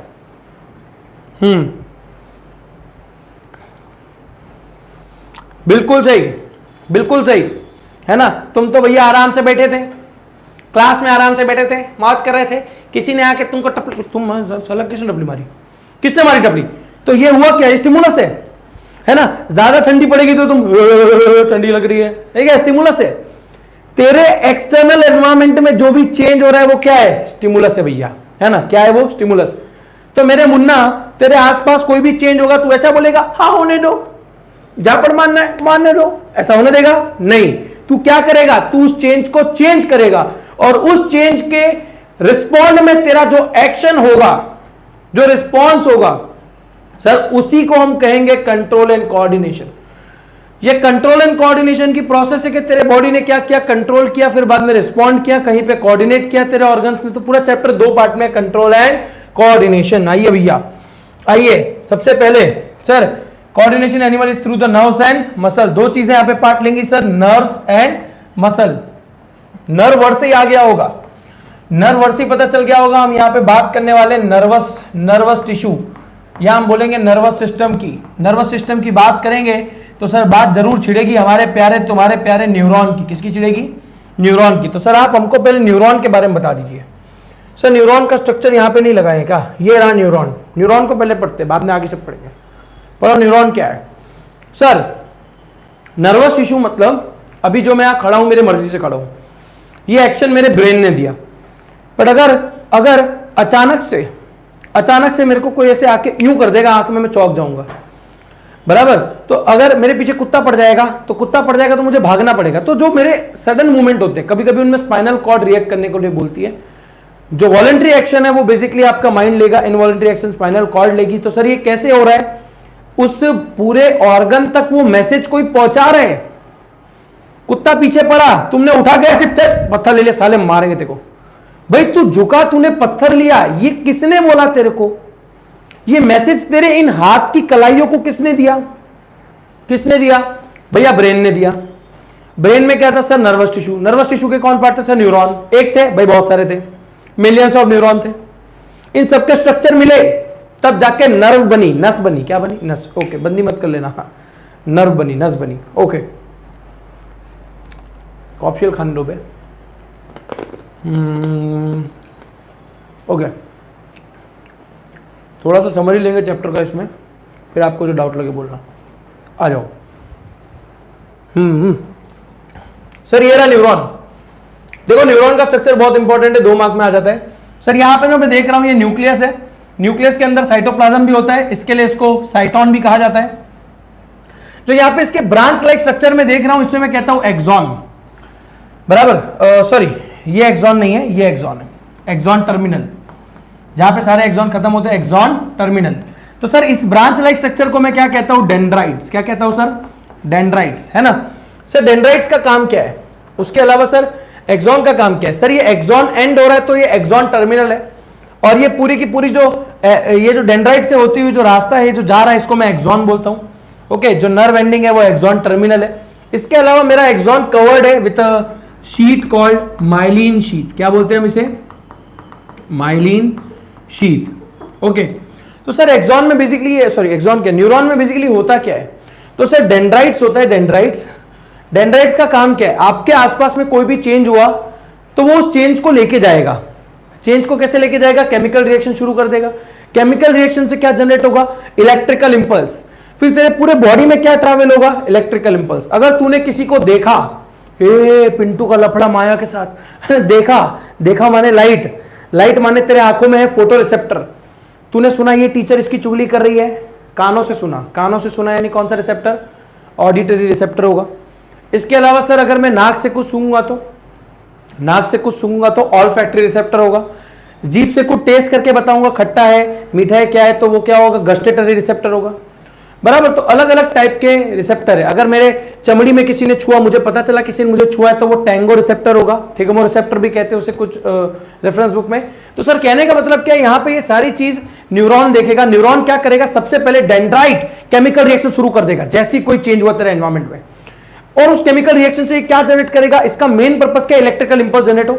फिर ये इलेक्ट्रिकल इंपल्स बेटा क्या जाता है, क्या जाता है, यहां पे आगे जाता है।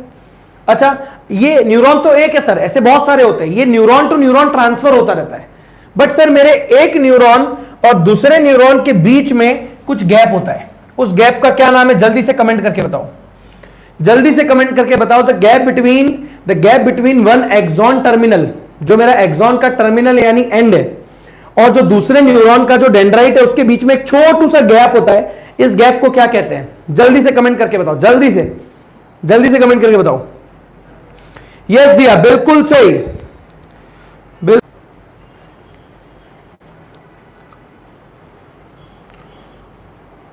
बिल्कुल सही।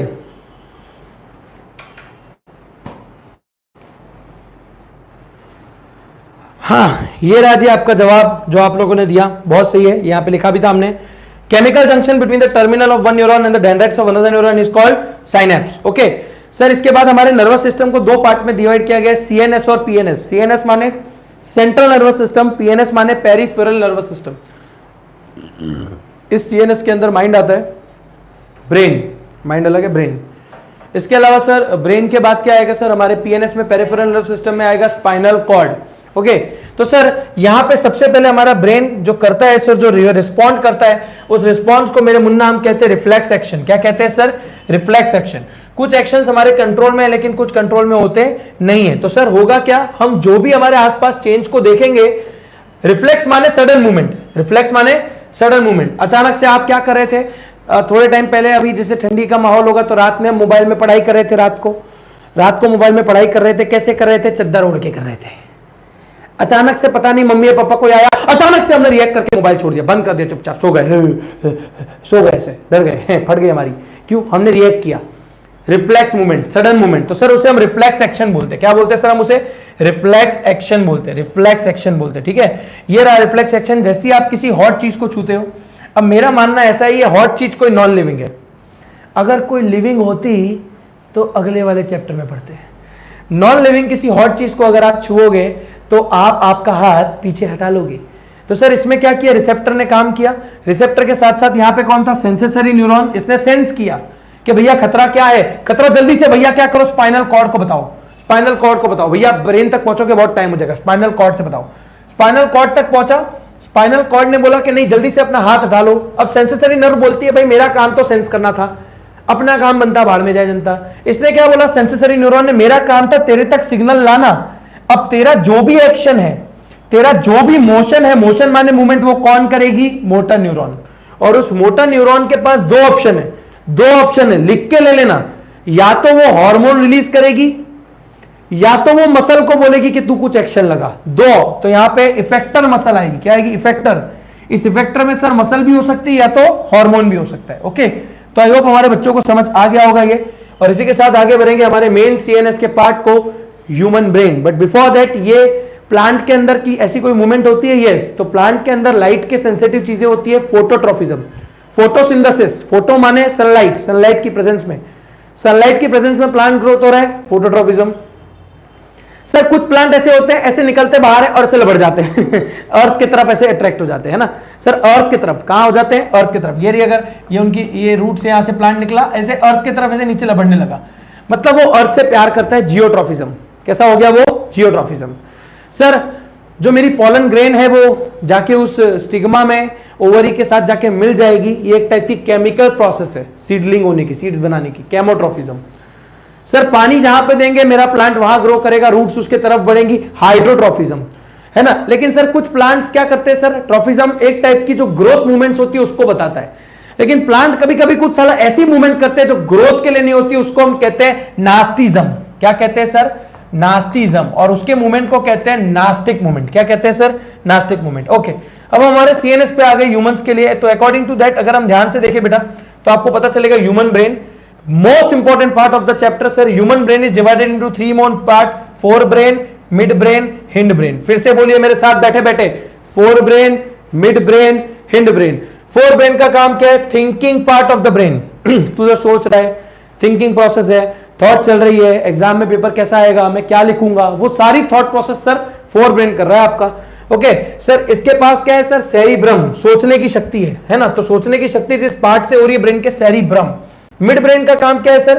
सर मिड ब्रेन का काम है sir, it is the central part of the mid brain. Okay, these are the centers of reflex action of vision and hearing, है ना। तो सर कहने का मतलब क्या है सर? जो मेरे इनवॉलेंट्री एक्शन होगी वो कौन देखेगा सर? हमारा मिड ब्रेन देखेगा। उसके अलावा सर हम देखेंगे हिंड ब्रेन का क्या काम है? Pons, medulla, cerebellum. क्या वर्ड आ गया? Pons, medulla, cerebellum. यहां लिखा नहीं है पॉन्स कंट्रोल रेस्पिरेशन, तू जो रेस्पिरेशन कर रहा है वो पॉन्स कंट्रोल करते हैं। मेड्यूला कंट्रोल करेगा कि आपके किस तरह से जो मूवमेंट हो रहे हैं अदर बॉडी ऑर्गन्स के, वो। सेरिबेलम, बेलम माने बेली, बेली माने बॉडी, तेरा बॉडी का शेप कैसा है, तू बैठा है तो कैसा लग रहा है, लबड़ जाएगा तो कैसा लगेगा, सो जाएगा तो कैसा लगेगा, तो वो बेलम वो देखता है, सेरिबेलम देखता है। ओके, तो आई होप आपको थोड़ा बहुत इसमें से पता लग गया होगा। सर यहाँ पे क्या होता है sir? Cerebrum maintains the balance of the body, coordinates physical movement like dancing, walking and cycling. क्या आप कौन सा स्टेप करने वाले हो, क्या स्टेप लेने वाले हो, वो सब आपको सेरिब्रम बताएगा।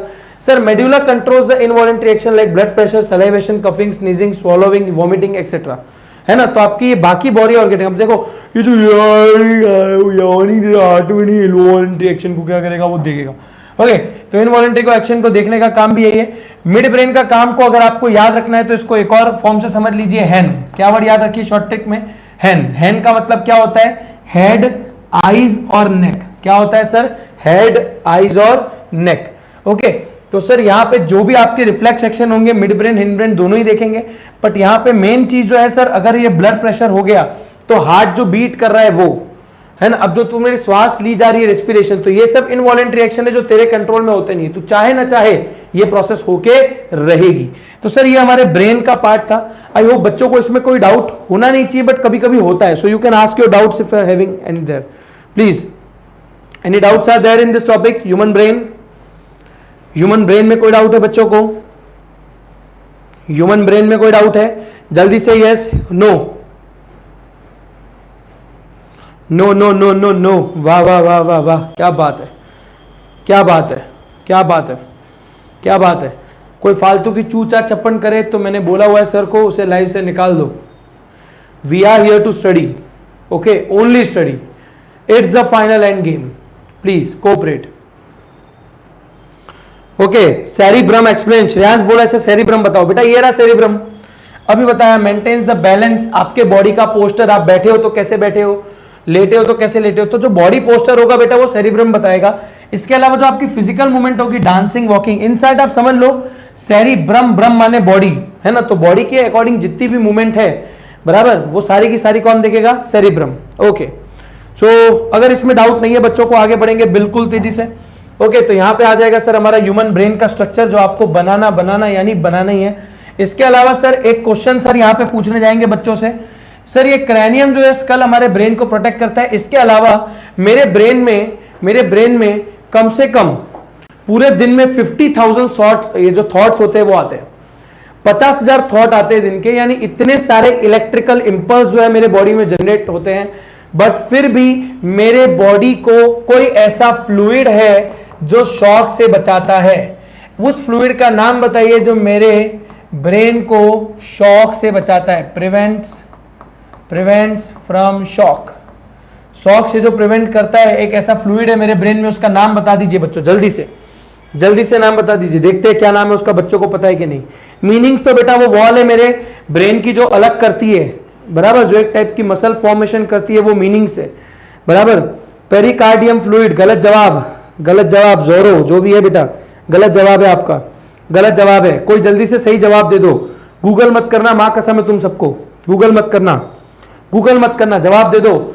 The fluid which prevents our brain from the shock, जल्दी से बता दो क्या है, जल्दी से। वेदांत क्या कर रहा है बेटा? यस भव्य, बिल्कुल सही जवाब, cerebrospinal fluid which protects my brain from the electric shock is cerebrospinal fluid.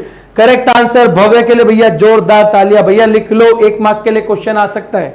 Text book की बीच लाइन में से क्वेश्चन उठा के लाता हूं मैं आप लोगों के लिए, ताकि एक क्वेश्चन एग्जाम में आ जाए तो हमारे बच्चे कभी डरे नहीं। ओके सर, प्लांट हार्मोन की बात की जाए तो कुछ प्लांट हार्मोन ऐसे होते हैं जो ग्रोथ के अंदर हेल्प करते हैं। ओके तो सर प्लांट हार्मोन की बात की जाए तो 1 मार्क के लिए आता है auxin increase the cell length, आपके सेल का बढ़ाएगा, अल्टीमेट ग्रोथ का काम करेगा। गिबरेलिन्स भी प्लांट की ग्रोथ देखता है। तो सर अलग अलग ग्रोथ होती है, स्टेम की होती है, रूट्स की होती है, ब्रांचेस की होती है, तो दोनों अलग अलग।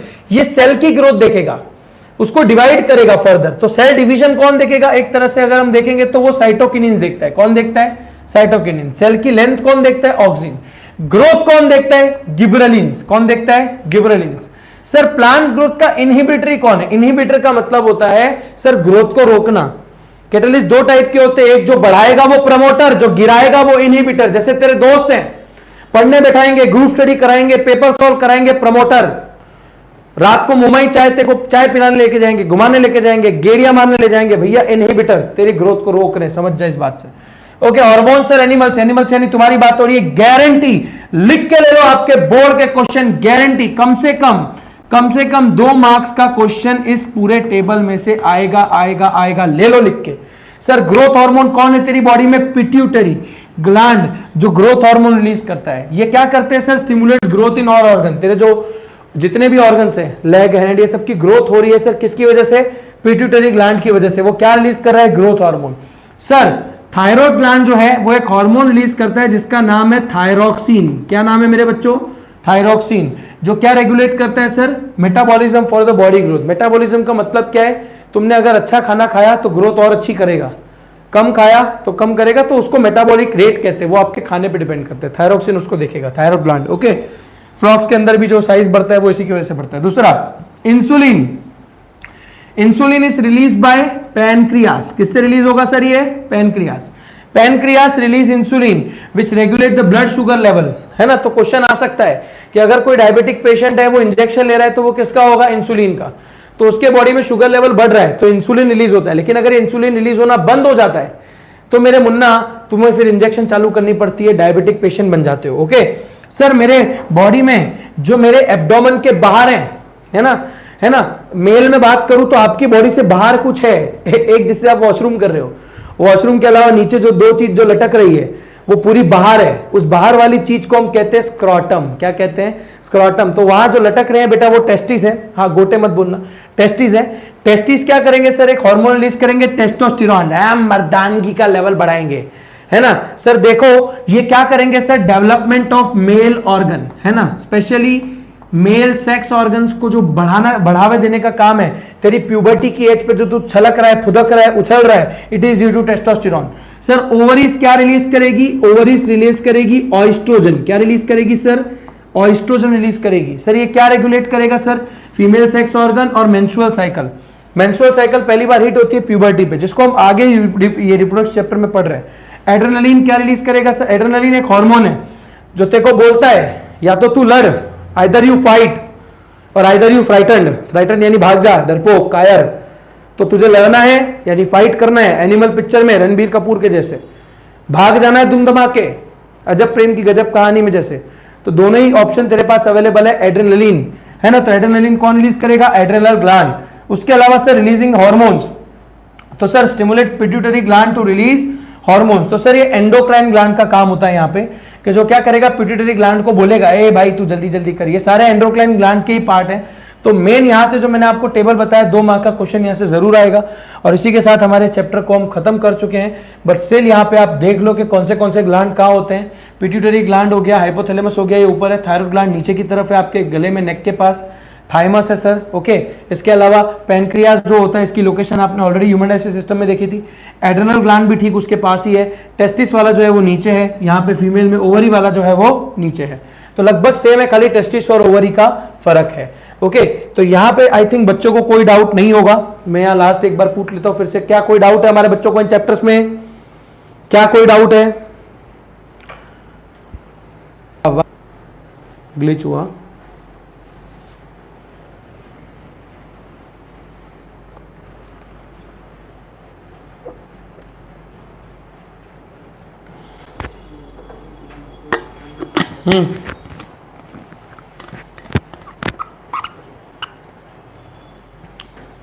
थोड़ा स्क्रीन छोटी बड़ी हो गई होगी, जस्ट अ वेट। कोई डाउट नहीं है, शाबाश शाबाश। अब तुम्हारा मेरा हमारा सबका प्यारा chapter how do organism reproduce, है ना भाई। तो देख ले जीवन में कैसे आए, उसकी कहानी को जरा हम समझाए। How do organism reproduce, reproduce का मतलब क्या है? तो भैया कहानी तो शुरू हो गई थी क्लास 9 से, है ना, उसके पहले से नहीं शुरू हो सकती।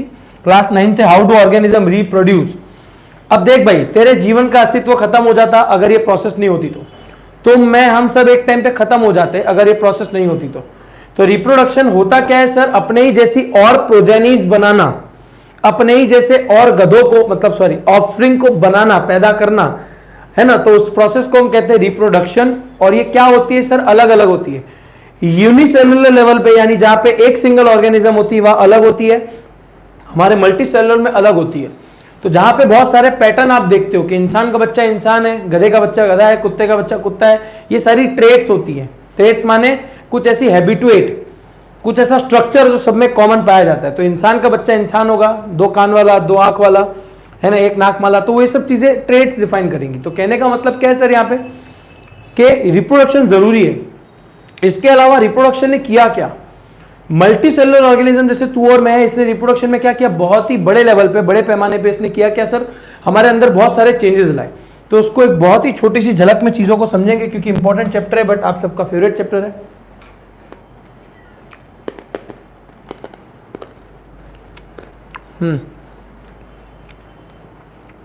पूजन बोल रहा है क्रॉस बीट भी होता है। भैया तुमने कब देखा? चलो ध्यान यहां पे सर बताइए बराबर। 2 टाइप के रिप्रोडक्शन होते हैं। उसके पहले सर डीएनए का फुल फॉर्म क्या होता है? Deoxy ribonucleic acid. 1 मार्क के लिए MCQ. This is the DNA is the nucleus of the cell contains with information protein synthesis. देख भैया, देख ले, तेरे सेल का स्ट्रक्चर याद कर। सेल के अंदर क्या था? न्यूक्लियस। न्यूक्लियस के अंदर तूने पढ़ा था थ्रेड लाइक स्ट्रक्चर था, क्रोमोसोम। वो क्रोमोसोम के अंदर एक डब्बा था, chromatin material.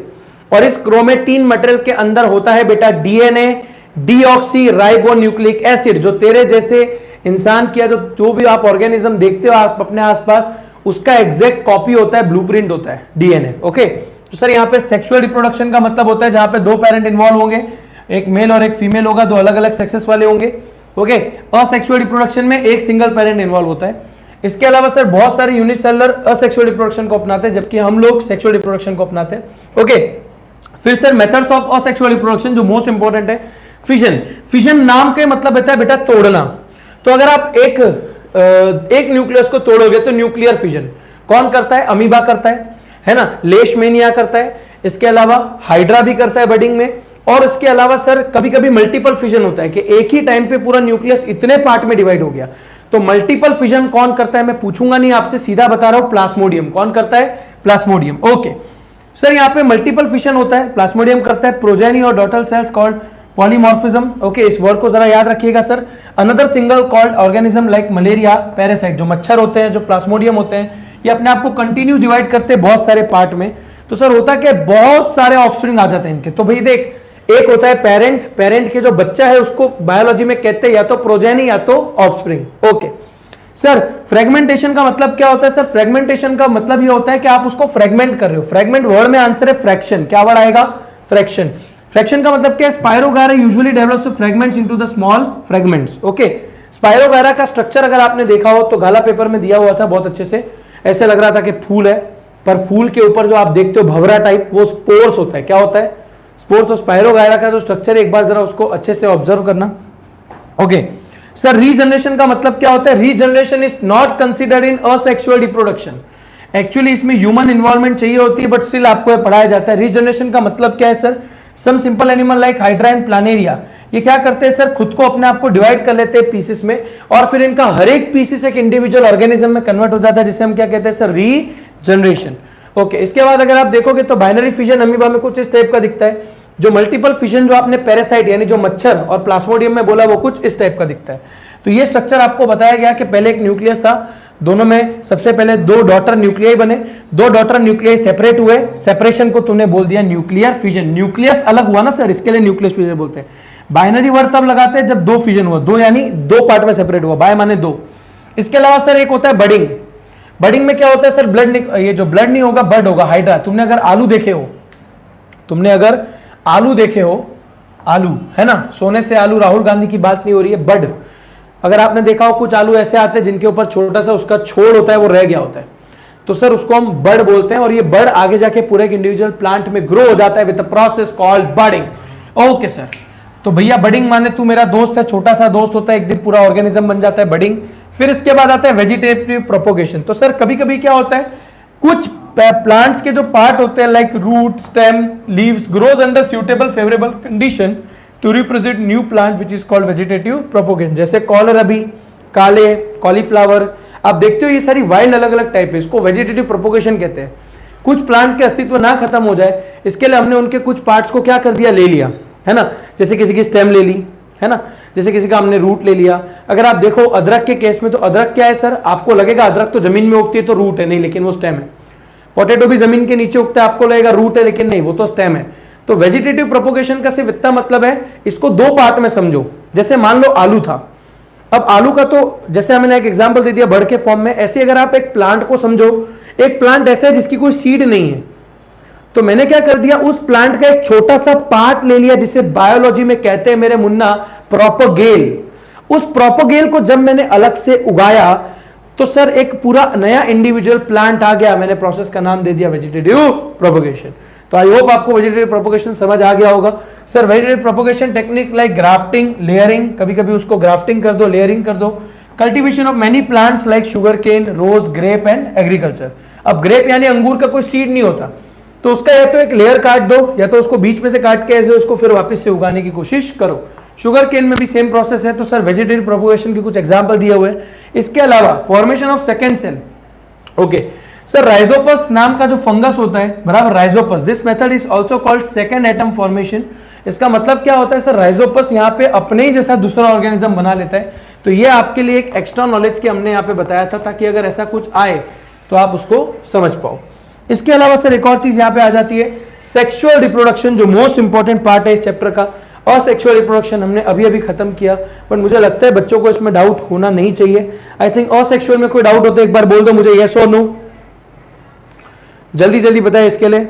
Sir what is allele? Vedant जो एली है बेटा, वो आगे आएगा हेरिडिटी चैप्टर में, इसका नहीं है, वो इसका नहीं है। एली मैं आपको हेरिडिटी चैप्टर में बताऊंगा, डोंट वरी। चलो ठीक है, एली एली कर रहे हो तो बता देता हूं। एक पेरेंट होता है, और पेरेंट के जो नीचे उसका ऑफस्प्रिंग आता है, उसको एली भी कहा जाता है, बराबर। जैसे हम उस मेंडल के एक्सपेरिमेंट में करेंगे, बराबर, पहले वाला आएगी F1 जनरेशन, फिर आएगी F2 जनरेशन, बराबर। तो ये जो जनरेशन होती है, उसके जो ऑफस्प्रिंग आते हैं, उसे हम एलीज कहते हैं। क्या कहते हैं? एलीज। एलीज माने टाइप, कभी कभी वो सेम होते हैं, कभी कभी डिफरेंट होते हैं। टॉल प्लांट, शॉर्ट प्लांट आपने पढ़ा था ना, तो वो सारे उसके एलीज है, मतलब उसके टाइप है, उसके एक तरह से बच्चे हैं। ओके, वेजिटेटिव प्रोपोगेशन क्या लिखा हुआ है यहां पे, वेजिटेटिव प्रोपोगेशन, फिर से गिरधर का डाउट है। What are the advantages of vegetative propagation? Mahak और गिरधर के लिए फिर से एक बार वेजिटेटिव प्रोपोगेशन बता देंगे। यहां पे वेजिटेटिव प्रोपोगेशन एक टेक्निक है बेटा, जहां पे मैं ऐसे प्लांट से भी उसका रिप्रोडक्शन करवा सकता हूं जिसका कोई अस्तित्व नहीं था। जैसे आपका इस टेक्स्ट बुक को अगर आप देखोगे तो आपको पता चलेगा, जैसे कॉलरबी है, काले है, बराबर, जो आपका कॉलीफ्लावर जो आप दूधी खा रहे हो घर पे, जो आप ये आप बोलते हैं ना जो फ्लावर की सब्जी खा रहे हो, ये सबका कोई पार्ट मैंने ले लिया। अब या तो मैंने उसको कट कर दिया, या उसका एक लेयर ले लिया, या उसका हाफ ऑफ द पार्ट मैंने जमीन में लगा दिया। तो जो भी पार्ट को मैंने लिया मैंने उसे प्रोपोगेल बोला, और इस प्रोपोगेल को जब मैं उगाऊंगा तो वो वेजिटेटिव प्रोपोगेशन है। तो मैक ने पूछा व्हाट आर द एडवांटेजेस, तो वैसा ऐसे प्लांट है ना, ऐसे प्लांट जिनके पास कोई सीड नहीं है हम उसे भी ग्रो कर सकते हैं। आप सोचो आपको मैंगो का ट्री उगाना है तो आप सीड लगा दोगे जमीन में और वो उग जाएगा। बट आप सोचो जैसे अंगूर है, अंगूर का तो कोई सीड ही नहीं, आप उसे डायरेक्ट खा लेते हो, तो फिर ये वापस आया कैसे sir? It is due to vegetative propagation. क्या इसमें कोई डाउट है बच्चों को? अब सेल रिप्रोडक्शन आएगा आगे। सेल रिप्रोडक्शन है दो टाइप का होता है, मियोसिस और माइटोसिस। इसमें से जो मियोसिस और माइटोसिस के अगर मैं आपको बताऊं दो टाइप क्यों आए, क्योंकि सेल डिवीजन का मतलब ऐसा होता है, सेल रिप्रोडक्शन अलग है और सेल डिवीजन अलग है। सेल रिप्रोडक्शन में कभी कभी सेल डिवाइड भी होता है ताकि उससे एक नया ऑफस्प्रिंग बन सके, लेकिन कभी कभी खुद आपके बॉडी के कुछ सेल डिवाइड होते हैं ताकि वो ऑर्गन्स का ग्रोथ कर सके। तो there is a difference between two process, meiosis and mitosis. Okay, पढ़ना उसको अच्छे से, क्लास 9 का टॉपिक है। ओके, तो आगे बढ़ेंगे हमारे बच्चों के लिए और आ जाएंगे सीधा सीधा सेक्सुअल रिप्रोडक्शन पे। सेक्सुअल रिप्रोडक्शन पे अगर आप समझो, पहले हमने यहाँ पे उठाया फ्लावर के बारे में, तो फ्लावर के बारे में भैया पुष्पा को याद कर लो, पुष्पा फ्लावर नहीं फायर है। तो यहाँ पे इसी फायर को समझने जाएंगे। हमारे एडुग्रीड के बच्चे भी भैया फायर है, जो इंडिया पाकिस्तान की मैच की जो डिजायर है उसे छोड़ के आए हैं यहाँ पे लेक्चर देखने। तो सर सेक्सुअल रिप्रोडक्शन की बात की जाए तो सर यहाँ पे सबसे पहले फीमेल रिप्रोडक्टिव पार्ट्स को अगर हम बोले तो वो होते हैं सेपल्स, पिस्टिल, स्टेमन, है ना। Sepals, pistil, stamen are the reproductive parts of flower which contain a reproductive cell. Stamens basically क्या होता है? मेल जेनिटल एरिया या male reproductive part. Stamen sir कहां लोकेटेड होता है? सर फीमेल जेनिटेलिया यानी फीमेल रिप्रोडक्टिव पार्ट। सर ये stamen को अगर मैं डिफाइन करूं तो ये तीन टाइप में होता है। शॉर्ट ट्रिक रखिए इसका याद रखने का, नीचे से लिखिएगा ओएसएस। क्या लिखिएगा? ओएसएस। मेरे साथ बोलिए इस ओएसएस को, ओवरी स्टाइल स्टिग्मा। जल्दी से मेरे साथ बोलिए ओएसएस को, ओवरी स्टाइल स्टिग्मा। ये सारे किसके पार्ट है सर? स्टेमन। स्टेमन क्या है sir? Female reproductive part. Okay, तो कहने का मतलब क्या है सर यहाँ पे? OSS, ovary style stigma. Stigma बोलता है कि तू जो भंवरा है, जो पॉलन ट्यूब, पॉलन ग्रेन है, पॉलन ग्रेन आपको पता चलेगा मेरे एंथर के जो फिलामेंट है उसमें होती है। ये पॉलन ग्रेन क्या होती है? मेल रिप्रोडक्टिव पार्ट रिलीज करता है। अब उस पॉलन ग्रेन को पहुंचना होता है ओवरी तक। कहां तक पहुंचना होता है? ओवरी तक। पॉलन ग्रेन के अंदर मेल गैमेट है और मेरे पॉलन जो यहां पे पॉलन ग्रेन के बाद जो ओवरी उसके अंदर फीमेल गैमेट है। जो मेल गैमेट है फीमेल गैमेट में फ्यूज होगा, फर्टिलाइजेशन होगा, तभी एक नया सीड बनेगा। सीड से फिर तेरा पूरा का पूरा फ्रूट बनेगा। ओके, तो सर कहने का मतलब क्या है यहाँ पे? स्टिग्मा माने वो बोलता है कि तू आके स्टिक हो जा। स्टाइल माने वो पार्ट जो स्टिग्मा, स्टाइल यानी जो नीचे वो पैसेज है जहां से वो जाएगा, और ओवरी नीचे होता है जहां पे वो जाके फ्यूज हो जाएगा। और सर क्या फ्यूज हो जाएगा? तो सर पॉलन ट्यूब के अंदर होता है हमारा पॉलन ग्रेन, और एंथर का जो होता है वो होता है फिलामेंट। ओके, तो sir when both stamens and pistil are present in the flower, if there is such flower is called bisexual flower. Bisexual flower नाम में ही आंसर है, जिसके पास दोनों पार्ट अवेलेबल है। The flower in which both the type of reproductive parts are available, male and female। या आप बोल सकते हो जिसके पास स्टेमन और पिस्टल दोनों है तो सर वो बाइसेक्सुअल फ्लावर है, जिसके पास मेल और फीमेल रिप्रोडक्टिव दोनों पार्ट है। बट अगर किसी के पास सिर्फ एक ही पार्ट है तो वो यूनिसेक्सुअल है। क्या है वो? यूनिसेक्सुअल। अब एक यूनिसेक्सुअल फ्लावर है जिसके पास या तो सिर्फ मेल है, मेल पार्ट है, या तो सिर्फ फीमेल पार्ट है, तो वो क्या करेगा? अपने पॉलन ग्रेन को दूसरे के पास पहुंचाएगा, और ये पहुंचाने में इसको मदद करते हैं कुछ कैरियर, जैसे एयर, वाटर, कुछ पैथोजन यानी मच्छर वगैरह जो होते हैं, जो कुछ भंवरे होते हैं, कुछ ऑर्गेनिजम्स होते हैं, इंसेक्ट होते हैं वो। ओके, तो जब ये पॉलन ग्रेन एक फ्लावर से दूसरे फ्लावर पे पहुंचेगा, क्रॉस होगा, जैसे आप रोड क्रॉस करते हो ना, एक जगह से दूसरी जगह जाते हो, तो इसे हम कहते हैं क्रॉस पॉलिनेशन। क्या कहते हैं बेटा? Cross pollination. बट तूने खुद पढ़ा बायसेक्सुअल फ्लावर के पास दोनों पार्ट है, मेल और फीमेल दोनों, तो इसे हम क्या कहते हैं सर? इसे हम कहते हैं, जल्दी से बोलो, इसे हम जल्दी से क्या कहेंगे? Self pollination. क्या बोलेंगे? सेल्फ पॉलिनेशन, है ना। सेल्फ पॉलिनेशन का मतलब होता है खुद से पॉलिनेशन हो जाना, क्योंकि उसके पास दोनों पार्ट अवेलेबल थे, उसको कहीं भी क्रॉस करना पड़ा नहीं है। तो बायसेक्सुअल फ्लावर का एग्जांपल होता है जसूद और राई। ओके, और इसके अलावा सर यहाँ पे हम ह्यूमंस में सेक्सुअल रिप्रोडक्शन चालू करेंगे, पर उसके अलावा अगर मैं आपको बोलूँ, ये सारी डायग्राम यहाँ पे लगाए हुए हैं, इसके अलावा जो सीड वगैरह बनेगा उसके पास सर यहाँ पे कॉटलेडॉन, जहाँ पे फूड को स्टोर किया जाएगा, धीरे धीरे ये बनना चालू होगा, और जैसे ये प्लांट यानी जो सीड बड़ा होगा, इस प्रोसेस को हम कहेंगे जर्मिनेशन। क्या बोलेंगे सर? जर्मिनेशन। क्या बच्चों को इसमें कोई डाउट है? हमारे बच्चों को ये वाला डायग्राम मोस्ट इंपॉर्टेंट है। मैं कह रहा हूं इस पूरे पेज से जो मैंने यहां पे अभी लगाया हुआ है, गारंटी टू बोर्ड एग्जाम में 3 मार्क का क्वेश्चन, या 3 मार्क में से 3 से 4 मार्क का दावा मैं करता हूं इस पूरे पेज पे। इस पूरे पेज पे जो आपके यहां पे लगा हुआ है, स्क्रीनशॉट रख के ले लो, 3 से 4 मार्क की चीज गारंटी आएगी। अभी मोदी जी ने फोन करके बताया है। ओके, तो यहां पे हमने इन चीजों को जरा समझा, और इसके साथ साथ आई थिंक बच्चों को कोई इसमें डाउट है? सर स्क्रीन स्टिक, रुक जाओ भैया, ठीक कर रहे हैं।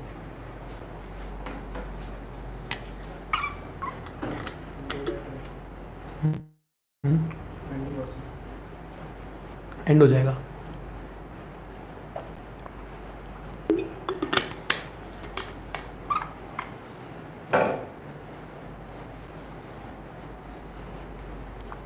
ओके, क्या बात है, ग्लिच हो गया? ग्लिच हो गया तब तक सर ने पानी पी लिया। ओके ओके ओके, आइए आगे आइए। तो बच्चों मैंने कहा था कि यहां पे से आप लोग ऐसा करिए, 3 से 4 मार्क का क्वेश्चन गारंटी आएगा। स्क्रीनशॉट लेके रख लो इतनी चीज को।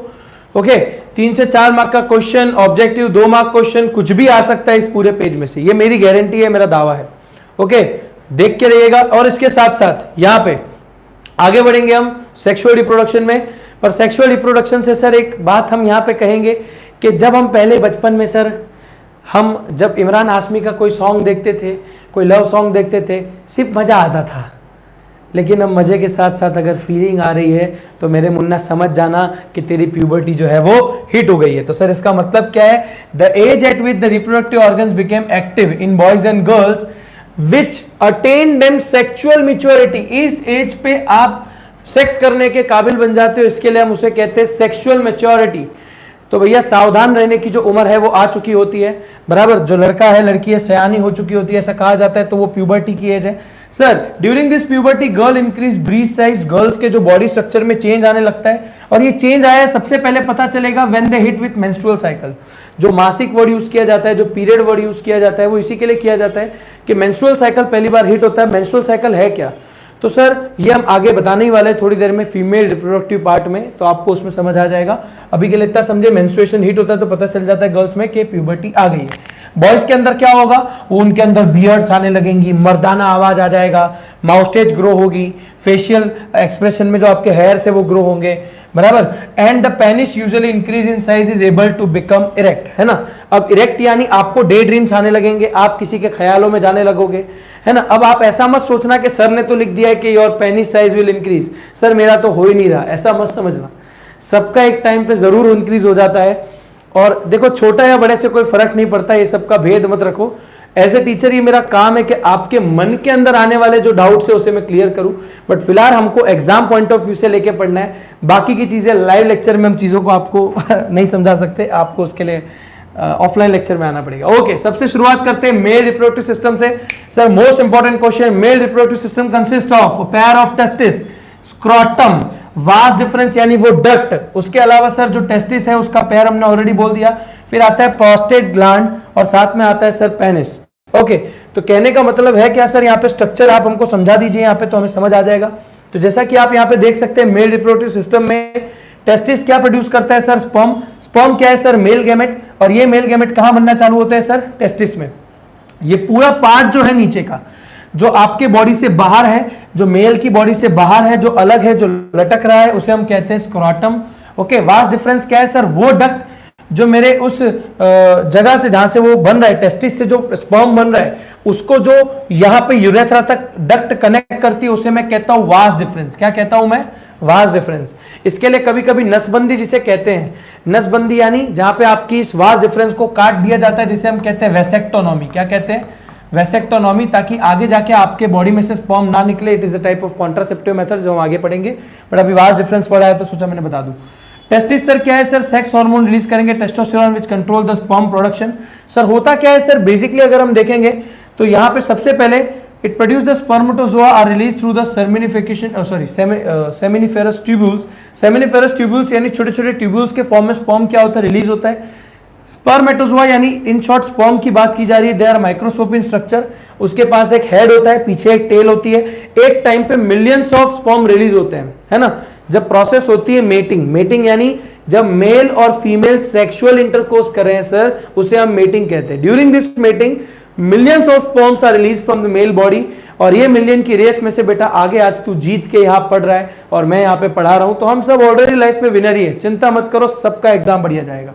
ओके, तो सर इसका मतलब क्या है? दे में कंटेन जेनेटिक मटेरियल, और ये जेनेटिक मटेरियल में सर यहाँ पे अगर हम बोलेंगे तो एक लॉन्ग टेल है, लॉन्ग टेल साथ में उसका हेड है, which help them swim towards the female reproductive cell, जो उसको एकदम ऐसी गहराइयों में आगे जाने में मदद करता है स्पर्म को। ओके, तो सर ये स्पर्म हमारे इस ह्यूमन रिप्रोडक्टिव सिस्टम में से रिलीज होंगे।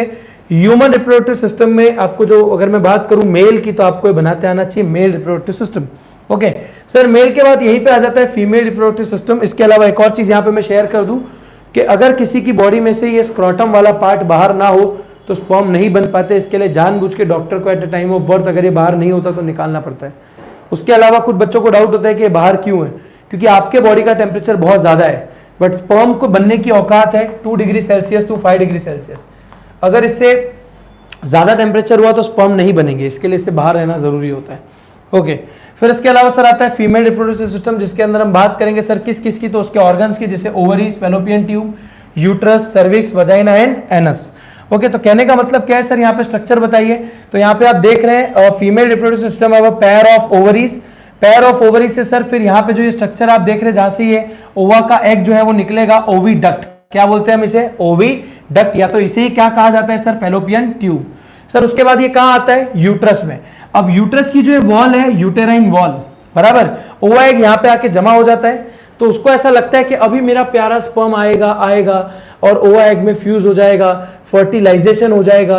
लेकिन स्पर्म आप सोचो हर महीने हम नहीं डोनेट कर सकते, मतलब हम तो कर सकते हैं बट हर महीने ऐसे करेंगे तो प्रेगनेंसी हो सकती है, जिसके कारण ज्यादा ये लंबा चलेगा नहीं। तो जो यूट्रस है यहाँ पे, इसकी जो यूट्राइन वॉल है, ये यूट्राइन वॉल ऑलरेडी रेडी हो जाती है with thin layer of blood vessels. Okay, लेकिन जब स्पर्म इसको नहीं मिल पाता है तो यही ब्लड वेसल्स शेड ऑफ हो जाती है, कट जाती है, या बोल सकते हैं हट जाती है। और जब ये हटती है तो वुमेन्स को या फीमेल्स को बेटा हो जाती है bleeding, and this bleeding it repeated in every 28 days. हर 28 दिन में फीमेल्स के अंदर एक एक ओवा एग रिलीज होने पे ब्लीडिंग होती है, और इस ब्लीडिंग को हम कहते हैं बेटा मेंस्ट्रुएशन। बट जो कि 28 दिन के साइकिल में बार बार हो रही है सर, इसे हम कहते हैं मेंस्ट्रुअल साइकिल। ओके, तो ये मेंस्ट्रुअल साइकिल होता है सर फीमेल रिप्रोडक्टिव सिस्टम का पार्ट, हमने आपको बताया। तो सर अगर मैं यहाँ पे ऐसा बोलूं कि इस मेंस्ट्रुअल साइकिल में अगर स्पर्म ओवा को मिल गया तो क्या होगा सर? यहाँ पे अल्टीमेटली एक बेबी बॉय जो है या बेबी गर्ल जो है उसकी फॉर्मेशन शुरू हो जाएगी। कैसे सर? सबसे पहले स्पर्म जो है वो ओवा को मिलेगा, उसके अंदर वो फ्यूज होगा, जाइगोट बनेगा, है ना। जाइगोट एक शुरुआती स्टेज होता है, बट जब एक 3-4 हफ्तों के बाद, है ना, 1-1.5 महीने के बाद एक छोटा सा बच्चा डेवलप होना चालू हो जाता है यूट्रस में, वो एम्ब्रियोनिक स्टेज होता है। क्या होता है वो? एम्ब्रियोनिक स्टेज, जहां पे वो एम्ब्रियो होता है। फिर उसके बाद यहाँ पे प्लासेंटा नाम की एक डिस्क होती है, जिसकी वजह से पूरा का पूरा न्यूट्रिशन जो है वो मदर के हेल्प से, मदर के ब्लड से या उसके हेल्प से उस बेबी को मिलता है जो अभी बॉर्न होने वाला है उसके पहले। ओके, तो यहाँ पे जो हमने चीजों के बारे में आपको बताया, सब कुछ यही का यही बताया जो मैंने यहाँ पे लिखा है, यहाँ पे सब कुछ दिया हुआ है। इसके पहले यहाँ पे एक और चीज है, जो पेनिस है वो यहाँ से इंसर्ट होगा। तो इंसर्ट होने में सबसे पहले जो आप देख रहे हैं, ये फीमेल का जो स्ट्रक्चर है, ये वजाइना है, जहां पे जो है पेनिस इंसर्ट होगा, और इसके साथ इसकी जो सबसे पहली कवरिंग है ना, इस कवरिंग को हम क्या कहते हैं सर? सर्विक्स। ओके, सर्विक्स इसका ओपनिंग है। तो वजाइना क्या होगा? यहाँ पे जैसे यहाँ पे वजाइना एक एंट्रेंस है, बट सर्विक्स एक एक्चुअली आप ऐसी छोटी सी बोन समझ लीजिए जो उसका ओपनिंग है, सॉफ्ट बोन है, ओपनिंग होगी और यहाँ से फिर स्पर्म जो है वो अंदर रिलीज किया जाएगा। ओके, तो यहाँ पे आई होप आपको चीजें समझ में आ गई होगी फीमेल रिप्रोडक्टिव सिस्टम में जो मैंने बोला। बट 1 मार्क का क्वेश्चन बच्चों के लिए यहाँ पे आ रहा है, सिर्फ मुझे ये बताइए जब पहली बार मेंस्ट्रुअल साइकिल आता है, जब पहली बार मेंस्ट्रुअल साइकिल आता है उसको बायोलॉजी में क्या टर्म दिया जाता है? जल्दी बोलिए।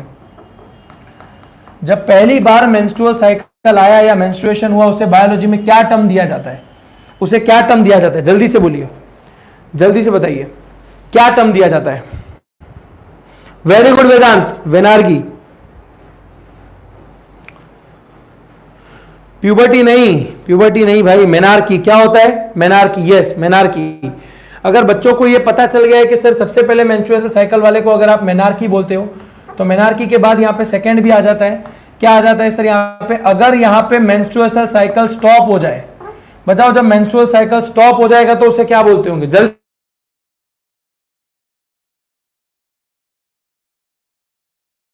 हो जाता है तो उसे हम क्या बोलते हैं? जल्दी से।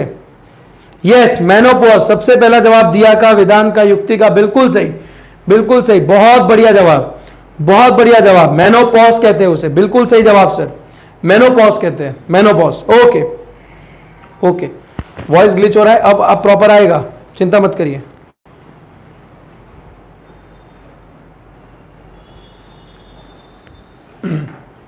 बोल रहे आवाज चौट रहा है, जस्ट चेक इट सर, ऐसा हो रहा है?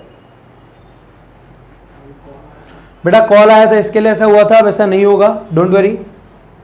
ओके, तो सर यहां पे आता है सेक्सुअली ट्रांसमिटेड डिसीजेज, जिसका एक फुल फॉर्म है एसटीडी। क्या होता है sir? Sexually transmitted diseases, HTV, sorry STD. और उसके बाद सर यहां पे आता है bacterial disease like gonorrhoea and syphilis, जिसके कारण बॉडी में अलग अलग टाइप के दाने चट्टे पड़ने लग जाते हैं। वो कुछ वायरल डिसीज भी होता है लाइक वॉट्स, है ना, जिससे जान जा सकती है एचआईवी एड्स। तो वॉट्स और एचआईवी एड्स वायरल डिसीज है जो एक इन्फेक्टेड पर्सन से दूसरे इन्फेक्टेड पर्सन को हो सकता है, सेक्सुअल कॉन्टेक्ट से हो सकता है, किस करने से हो सकता है, हाथ पकड़ने से नहीं होगा भाई, गलत मत समझना, बट बताना मेरा काम है, सेक्सुअल इंटरकोर्स से हो सकता है। ओके, किसी अगर इन्फेक्टेड मदर है और उसने एक न्यूबॉर्न बेबी ने उनका मिल्क को अगर ग्रैब कर लिया तो भी ये हो सकता है उसे। तो कहने का मतलब बहुत ध्यान रखना चाहिए एसटीडी, सेक्सुअली ट्रांसमिटेड डिसीज से। तो sir methods of population control, most important part mechanical barrier, यानी मैं कुछ ऐसा मैकेनिज्म सेट कर दूं जिससे स्पर्म और ओवा को रोकना। अगर आपको पॉपुलेशन कंट्रोल करनी है तो भैया समझ जाइए, आपको स्पर्म और ओवा का जो संगम है, स्पर्म और ओवा का जो संगम है, जो वो दोनों मिलते हैं, उन्हें आपको क्या करना है? रोकना है। तो सर मैंने मैकेनिकल बैरियर का यूज कर दिया, कॉन्डोम का। ओके, बाजार में मिलता है, ज्यादा सोचने की जरूरत नहीं है, स्ट्रक्चर कभी जानना हो तो बता देंगे 11वीं साइंस में। कॉपर टी क्या होता है? कॉपर टी एक तरह से इंसर्ट की जाती है फीमेल की वजाइना में ताकि वो स्पर्म को रोक सके। इसके अलावा सर केमिकल कॉन्ट्रासेप्शन क्या है? Contraceptive method, most important part of this chapter. ऐसी कुछ चीजें करके जिससे मैं स्पर्म और ओवा को क्या कर पाऊं? मिलने से रोक पाऊं। कॉन्ट्रासेप्टिव पिल जिसे हम आईपीएल कहते हैं, इसमें भी 2 टाइप की पिल आती है। एक जो आप पहले वजाइना में इंसर्ट कर दो ताकि स्पर्म जाए तो वो डिफ्यूज हो जाए, पहुंच ही ना पाए, मर जाए। और दूसरी एक आती है ओरल पिल, जिसको खाने से जो आपका एक तरह से बोलते हैं ना, स्पर्म चला जाएगा या ओवा एग से मिलेगा, बट फिर भी ओव्यूलेशन नहीं हो पाएगा, मतलब जो ओवा एग है वो आगे जाके जाइगोट नहीं बन पाएगा। फिर इसके बाद आता है सर सर्जरी। सर्जरी से सर आपने 2 चीज की सर्जरी हो सकती है सर, या तो मेल के अंदर जो वास्ट डिफरेंट वाला डक्ट था उसे काट दो, तो क्या नाम हो जाएगा उसका? वेसेक्टोनॉमी। क्या नाम हो जाएगा? वेसेक्टोनॉमी। और अगर सर फीमेल की बात की जाए तो उनके अंदर ये 2 फेलोपियन टिप को यहां से कट कर दिया जाता है, जिसको हम बोलते हैं ट्यूबेक्टोनॉमी। क्या बोलते हैं सर हम उसे? हम ट्यूबेक्टोनॉमी। तो फीमेल्स के अंदर होगी ट्यूबेक्टोनॉमी, मेल्स के अंदर होगी वेसेक्टोनॉमी। ओके, तो उसका एग्जांपल है किसका? सर्जरी मेथड का। उसके बाद आता है सर मेंस्ट्रुएशन, जिसके बारे में हमने बहुत ही डिटेल में आपको बता दिया। मेंस्ट्रुएशन अगर हो रहा है तो इस बात का सबूत है कि वहां पे ओवा एग रिलीज हो रहा है। मेंस्ट्रुएशन स्टॉप हो जाता है जब एक वुमेन प्रेग्नेंट हो जाती है। प्रेग्नेंट होने के बाद वुमेन को और जो उसके अंदर जो बच्चा है, बेटा जो बेबी है, उसको न्यूट्रिशन पहुंच रहा है with the help of a flatten disc. नाम याद रखना, flatten disc called placenta. Placenta से उसका न्यूट्रिशन हो पा रहा है। ओके, तो सर यहां पे आई होप बच्चों को कोई डाउट नहीं होगा। ओके, क्या इसमें कोई डाउट है बच्चों को? क्या इस चैप्टर में कोई डाउट है बच्चों को? वेसेक्टोनॉमी वेदांत बताया अभी बेटा, यूट्यूब पे वीडियो मत देखना आप, जो वास्ट डिफरेंस होती है मेल की, आप समझे नहीं अभी भी, देखो बार बार दिखाना ही पड़ेगा, समझोगे नहीं तुम ऐसे। देखो ये जो वास्ट डिफरेंस है, वास्ट डिफरेंस का मतलब क्या है, आपके टेस्टिस से निकलती हुई वो दो पैर जो आपके अल्टीमेट क्या करिए सर, यहाँ पे यूरेथ्रा के पास आपको जो, सॉरी यूरेथ्रा के पास जो है वो जो लेके आ रही है, जैसे यहाँ पे जो टेस्टिस है वो बने का, टेस्टिस के अंदर स्पर्म बना, और स्पर्म जो बना टेस्टिस में उसको लाना का यूरेथ्रा तक, तो जो दो डक्ट है उसको अगर मैं काट दूंगा, नसबंदी जिसे बोलते हैं, उसे हम कहते हैं वेसेक्टोनॉमी। क्या कहते हैं सर उसे? वेसेक्टोनॉमी। इसमें मैंने एक चीज नहीं बोली, इसके अंदर सर होता क्या है एक्चुअली में, आप बोल सकते हो कि स्पर्म्स को मोबिलिटी देने के लिए वहां पे सेमिनल वेसिकल करके चीज होती है जो रिलीज करता है सेमेन। सेमेन क्या है? बेसिकली वो व्हाइट फ्लूइड जिसके कारण स्पर्म बहुत तेजी से दौड़ा चला जाए। सेमेन एक फ्लूइड है, ट्रांसपेरेंट बोल सकते हो, थोड़ा मिल्की लेयर का बोल सकते हो सेमेन। ये सेमेन फ्लूइड किसने रिलीज किया? सेमिनल वेसिकल ने, ताकि स्पर्म अच्छे से क्या हो पाए? ट्रांसपोर्ट हो पाए। ओके, तो एक चीज यहाँ रह गई थी, आई होप बच्चों को समझ में आ गई होगी। इसमें स्टिल कोई डाउट हो तो मुझे पूछो। नो डाउट, नो डाउट, क्या बात है। डीएनए मोटा भाई, डीऑक्सी राइबो न्यूक्लिक एसिड शुरुआत में कर दिया, केम मजाक करो छो मारा थी। पूजन टुम्मर समझ आया?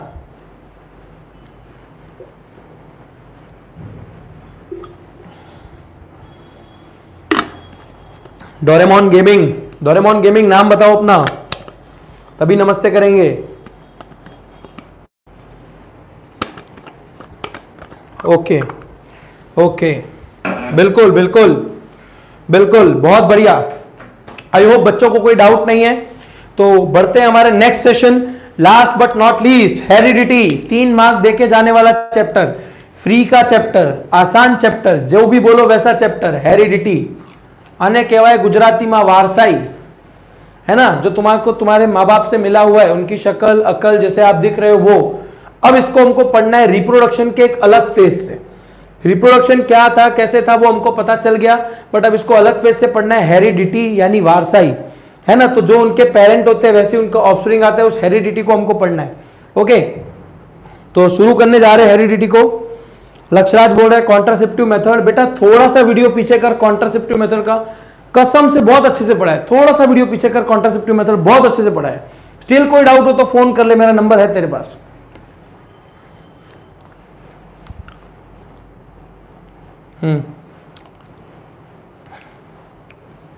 ओके, डोरेमोन गेमिंग बोल रहा है बढ़िया पढ़ाया। अरे भैया ये तो 20% था, असली बायोलॉजी जो यस सर पढ़ाते हैं उसका सिर्फ 20% यहां मैं पढ़ा रहा हूं लाइव में अभी आपको। ओके, मैं सिर्फ पढ़ाता हूं, मैंने प्रोसेस दिखाई नहीं है, सुन लो शांति से। ओके, हेरिडिटी वारसाई को शुरू करने जा रहे हैं। सिंपल है, 10 मिनट से ज्यादा लेगा नहीं, चैप्टर बहुत सिंपल है इसके लिए। पढ़ो क्या दिया है।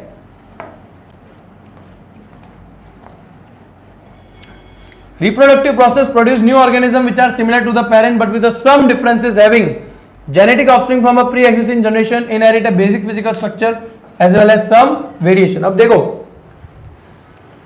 हमारे रिप्रोडक्शन जो मेथड है वो काफी कॉम्प्लेक्स है ना। नॉर्मल जो न्यूक्लियस वगैरह जो हुआ, न्यूक्लियर फिजन वगैरह जो होता है वो बहुत सिंपल है, वो इजीली टूट गए, अलग हो गए, वो न्यूक्लियर फिजन वाली प्रोसेस अलग है। हमारी वाली प्रोसेस कैसी होती है? कॉम्प्लेक्स होती है। इसके अंदर क्या होता है सर? डीएनए का वेरिएशन आता है। आप सोचो इंसान जो है वो पूरा बंदर से आया हुआ है, बंदर से आया हुआ है, तो बंदर का जो रहने सहने का स्ट्रक्चर था और हमारा जो रहने सहने का स्ट्रक्चर है, ये जो चेंज आया है, ये जो डिफरेंस आया है, हम कहेंगे हम इवॉल्व हुए हैं, which is another part of this chapter, evolution, जो आपके टॉपिक से अब हट चुका है, बट फिर भी थोड़े कुछ जगह पे अगर नीड हुई तो उसको समझाएंगे। आइए, humans as well as most animal are produce through sexual reproduction, many variation are visible the individual level, है ना। कोई भी लेवल पे बहुत सारी वेरिएशन आपको दिखते हैं, है ना। यहाँ वेरिएशन मतलब शकल नहीं होती, या वेरिएशन होता है जैसे फॉर एग्जांपल कुछ लोगों के जो ये ईयर लोब थे ये जॉइंट होते थे पहले, बट मेरी तरह कुछ लोगों के ईयर लोब बाहर है ना। मेजॉरिटी लोगों के ईयर लोब बाहर है, तो इसको हम कहते हैं एक टाइप का कैरेक्टरिस्टिक। ये मैंने ईयर का एग्जांपल दिया, इट वाज अ कैरेक्टरिस्टिक, जिसे हम कहते हैं ट्रेट। क्या कहते हैं? ट्रेट। ये ट्रेट अगर बहुत ज्यादा लोगों में, जैसे तुम्हारी मेरे सबके कान ईयर लोब जो है वो बाहर है, तो we are dominant trait. But किसी के चौटे भी होंगे तो ऐसे बहुत कम लोग हैं, है ना, जिनके कान चौटे होते हैं। आपने रेयरली एक आध इंसान आपकी पूरी जिंदगी में 1-2 देखे होंगे जिनके कान चौटे हुए। अब ये मत बोलना मेरे पड़ोसी का ही है, ऐसे सब नहीं जानना, मेरे को खाली बता रहा हूं। तो जो कम अमाउंट में ट्रेट दिखती है उसको रेसेसिव ट्रेट बोलते हैं, जो ज्यादा ट्रेट एक्सप्रेस होती है वो डोमिनेंट ट्रेट होती है, वही हमको इसमें पढ़ना है। तो सर होगा क्या यहाँ पे, हेरिडिटी की डेफिनेशन 1 मार्क के लिए मोस्ट इंपॉर्टेंट है। Heredity is the continuation of trait from one generation to another. वारसाई बोलते हैं ना, एक जनरेशन से दूसरे जनरेशन से जो ट्रेट ट्रांसफर हो रही है वो हेरिडिटी है सर। उसके अलावा when two different alternative factors for a trait occur in a organism, when there is only one alternative factor shows its expression, है ना। अगर एक alternative factor है तो वो उसका एक्सप्रेस करेगा ट्रेट को, बट कभी कभी बहुत सारी अलग अलग चीजें जो होती है वो एक्सप्रेस हो जाती हैं अलग अलग ऑर्गेनिज्म में। Sir the second factor remains unexpressed, the alternative factor that express is called dominant gene. देखो आ गया ना, अगर जो ट्रेट ज्यादा एक्सप्रेस हुई या जो जेनेटिक मटेरियल ज्यादा एक्सपीरियंस हुआ तो वो हो गया डोमिनेंट जीन। क्या हो गया, डोमिनेंट जीन। अब जैसे आप बने हो, मैं भी बनाऊं, तो मेरे पापा और मम्मी जो हैं वो दोनों की आईज का स्ट्रक्चर था, दोनों का डीएनए मैकेनिज्म क्या हुआ, कॉपी हुआ। अब देखो हो सकता है पापा वाली जो आंख थी इस दुनिया में वो ज्यादा लोगों के पास थी, तो वो डोमिनेंट ट्रेट हुआ। क्या हुआ, डोमिनेंट ट्रेट। हो सकता है मेरी मम्मी वाली जो आंख है वो इतनी एक्सप्रेस नहीं हुई होगी, तो वो हो गया रेसेसिव ट्रेट। तो कहने का मतलब जो डोमिनेंट ट्रेट है वही एक्सप्रेस होगा, जो ट्रेट ज्यादा एक्सप्रेस होगा, अधिकतर एक्सप्रेस होगा, वो डोमिनेंट ट्रेट है, इसको हम कहते हैं डोमिनेंट जीन। लेकिन जो कम एक्सप्रेस होता है, जो एक अदर अल्टरनेटिव फैक्टर होता है जो अनएक्सप्रेस, जो एक्सप्रेस नहीं हो पाता, उसे हम कहते हैं रेसेसिव ट्रेट या recessive gene. Genes control trait कैसे sir, gene is the unit of heredity. Genes are the arrange in sequence on DNA, DNA जैसा होगा जीन भी वैसे ही होगा। Each gene is used to synthesize a specific type of protein that is responsible for that characteristic। तो DNA अगर blueprint है और इस ब्लूप्रिंट में अगर एक कागज है तो तेरे उस कागज की बहुत सारी जो फाइल बनेगी वो फाइल है बेटा जीन। ये फाइल डिपेंड करती है कि दादा, दादा के बाद पापा, पापा के बाद आप सबके स्ट्रक्चर जो है वो एक जैसे हैं। तो ये जो स्ट्रक्चर में जो चेंज आया है, ये चेंज इसी के लिए आया क्योंकि सर प्रोटीन जो सिंथेसिस हुआ है हमारे डीएनए में with the help of gene. तो उसके बाद सर यहाँ पे मोस्ट इंपॉर्टेंट क्वेश्चन आता है Mendel's contribution to genetic traits, है ना।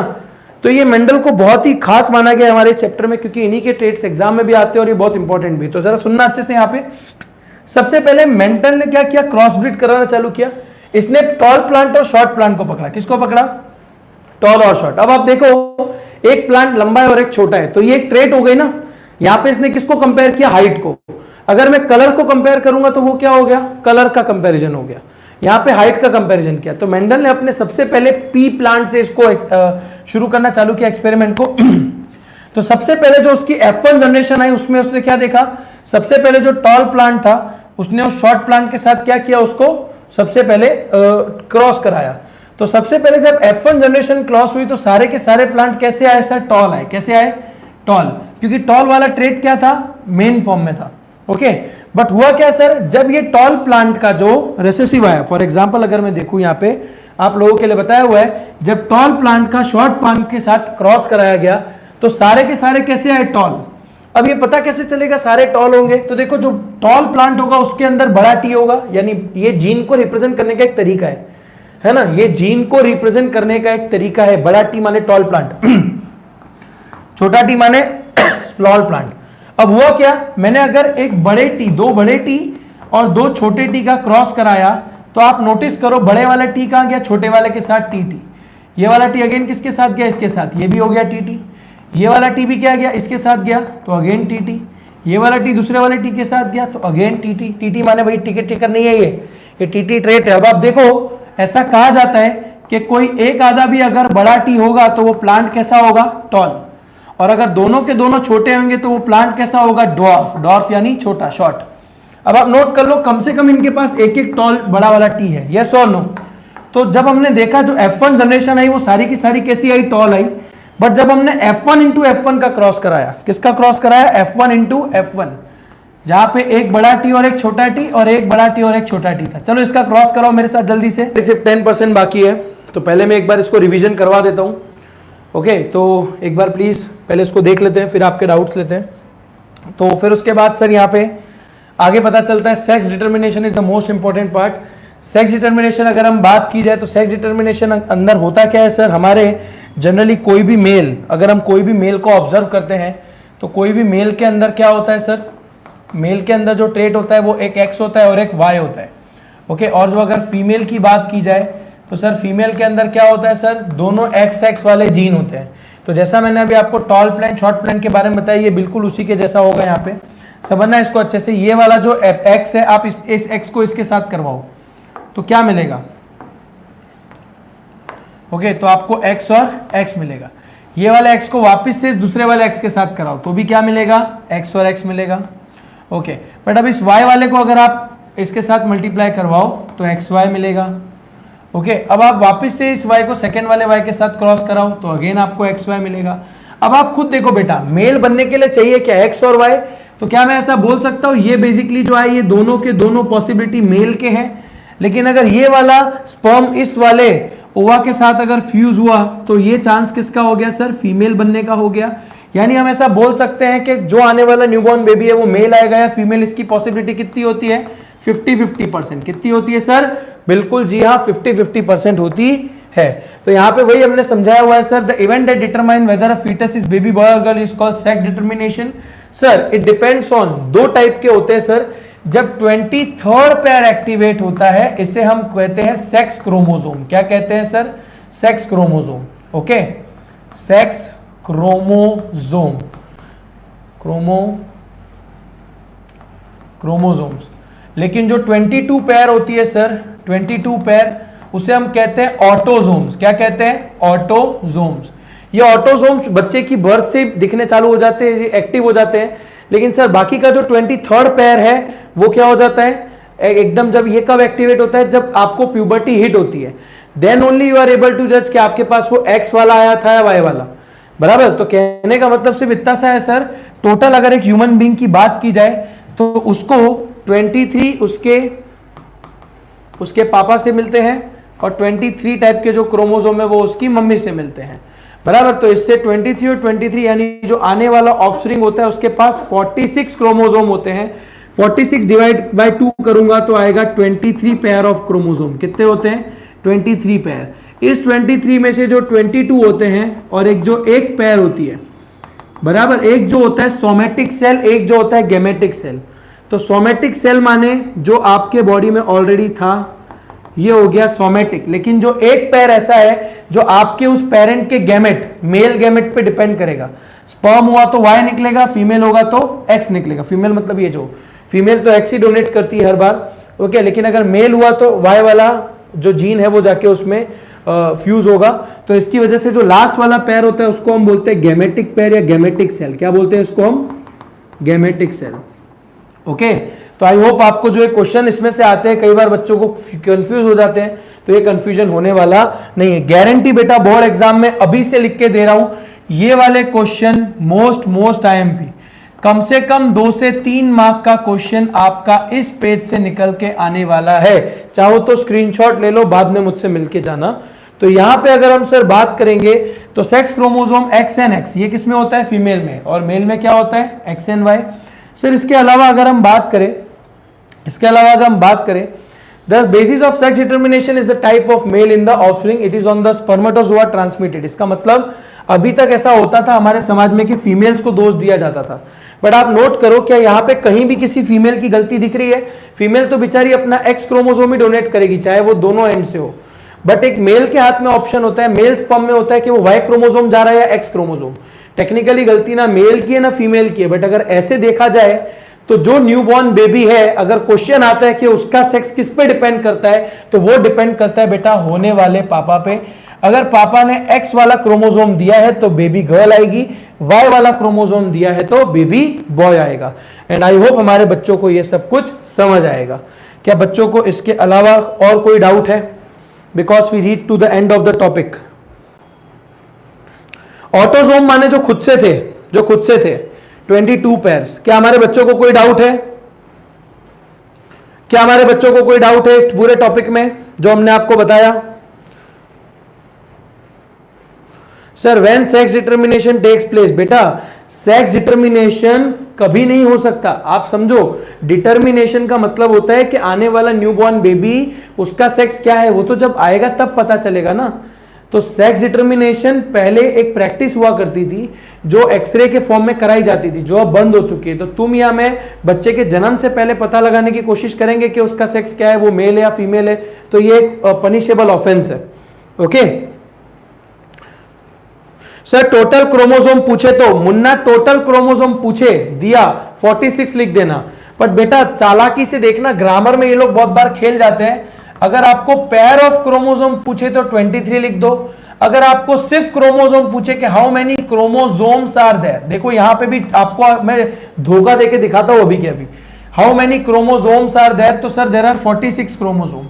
बट अगर मैंने ऐसा पूछा कि how many chromosomes are there in gametes, अगर मैंने ये वर्ड लगा दिया तो गैमेट क्या होता है, जो लास्ट 23rd पेयर था, तो उसमें केवल कितना क्रोमोसोम मिलेंगे सर, क्रोमोसोम तो 2 मिलेंगे और पेयर बोले तो 1 मिलेगी। सही बात है, सही बात है। अगर खाली गैमेट बोलूंगा तो ये वो 23rd पेयर है ना, जो लास्ट वाली है एकदम, जो एकदम आपके प्यूबर्टी पे एक्टिव होगी, ठीक है।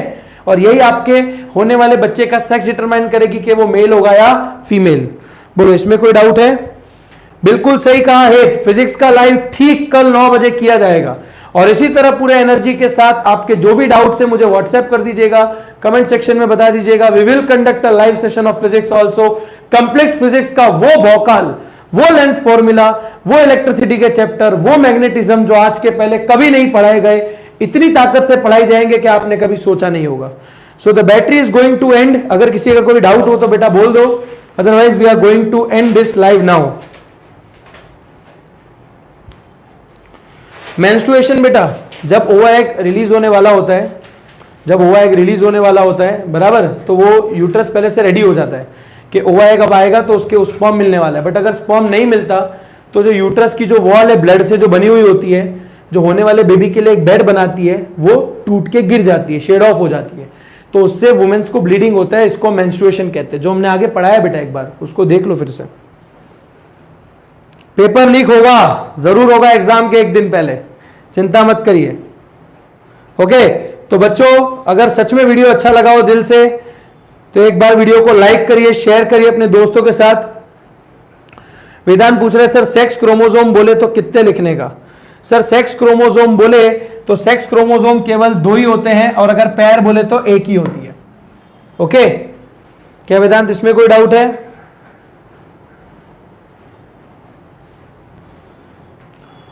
ओके,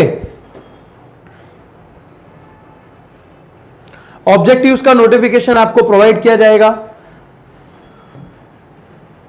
तब तक के लिए ये जस्ट अ मोमेंट मांग रहा है भाई, हटा दो मोमेंट को। ओके, आई होप बच्चों को कोई डाउट नहीं है। So we are going to end. Okay okay okay, चलो मिलते हैं बच्चों, tata bye bye, good night, thank you so much. Video को लाइक कीजिए, सब्सक्राइब कीजिए और अपने दोस्तों के साथ शेयर कीजिए। मिलते हैं अगले लाइव में, टाटा बाय बाय।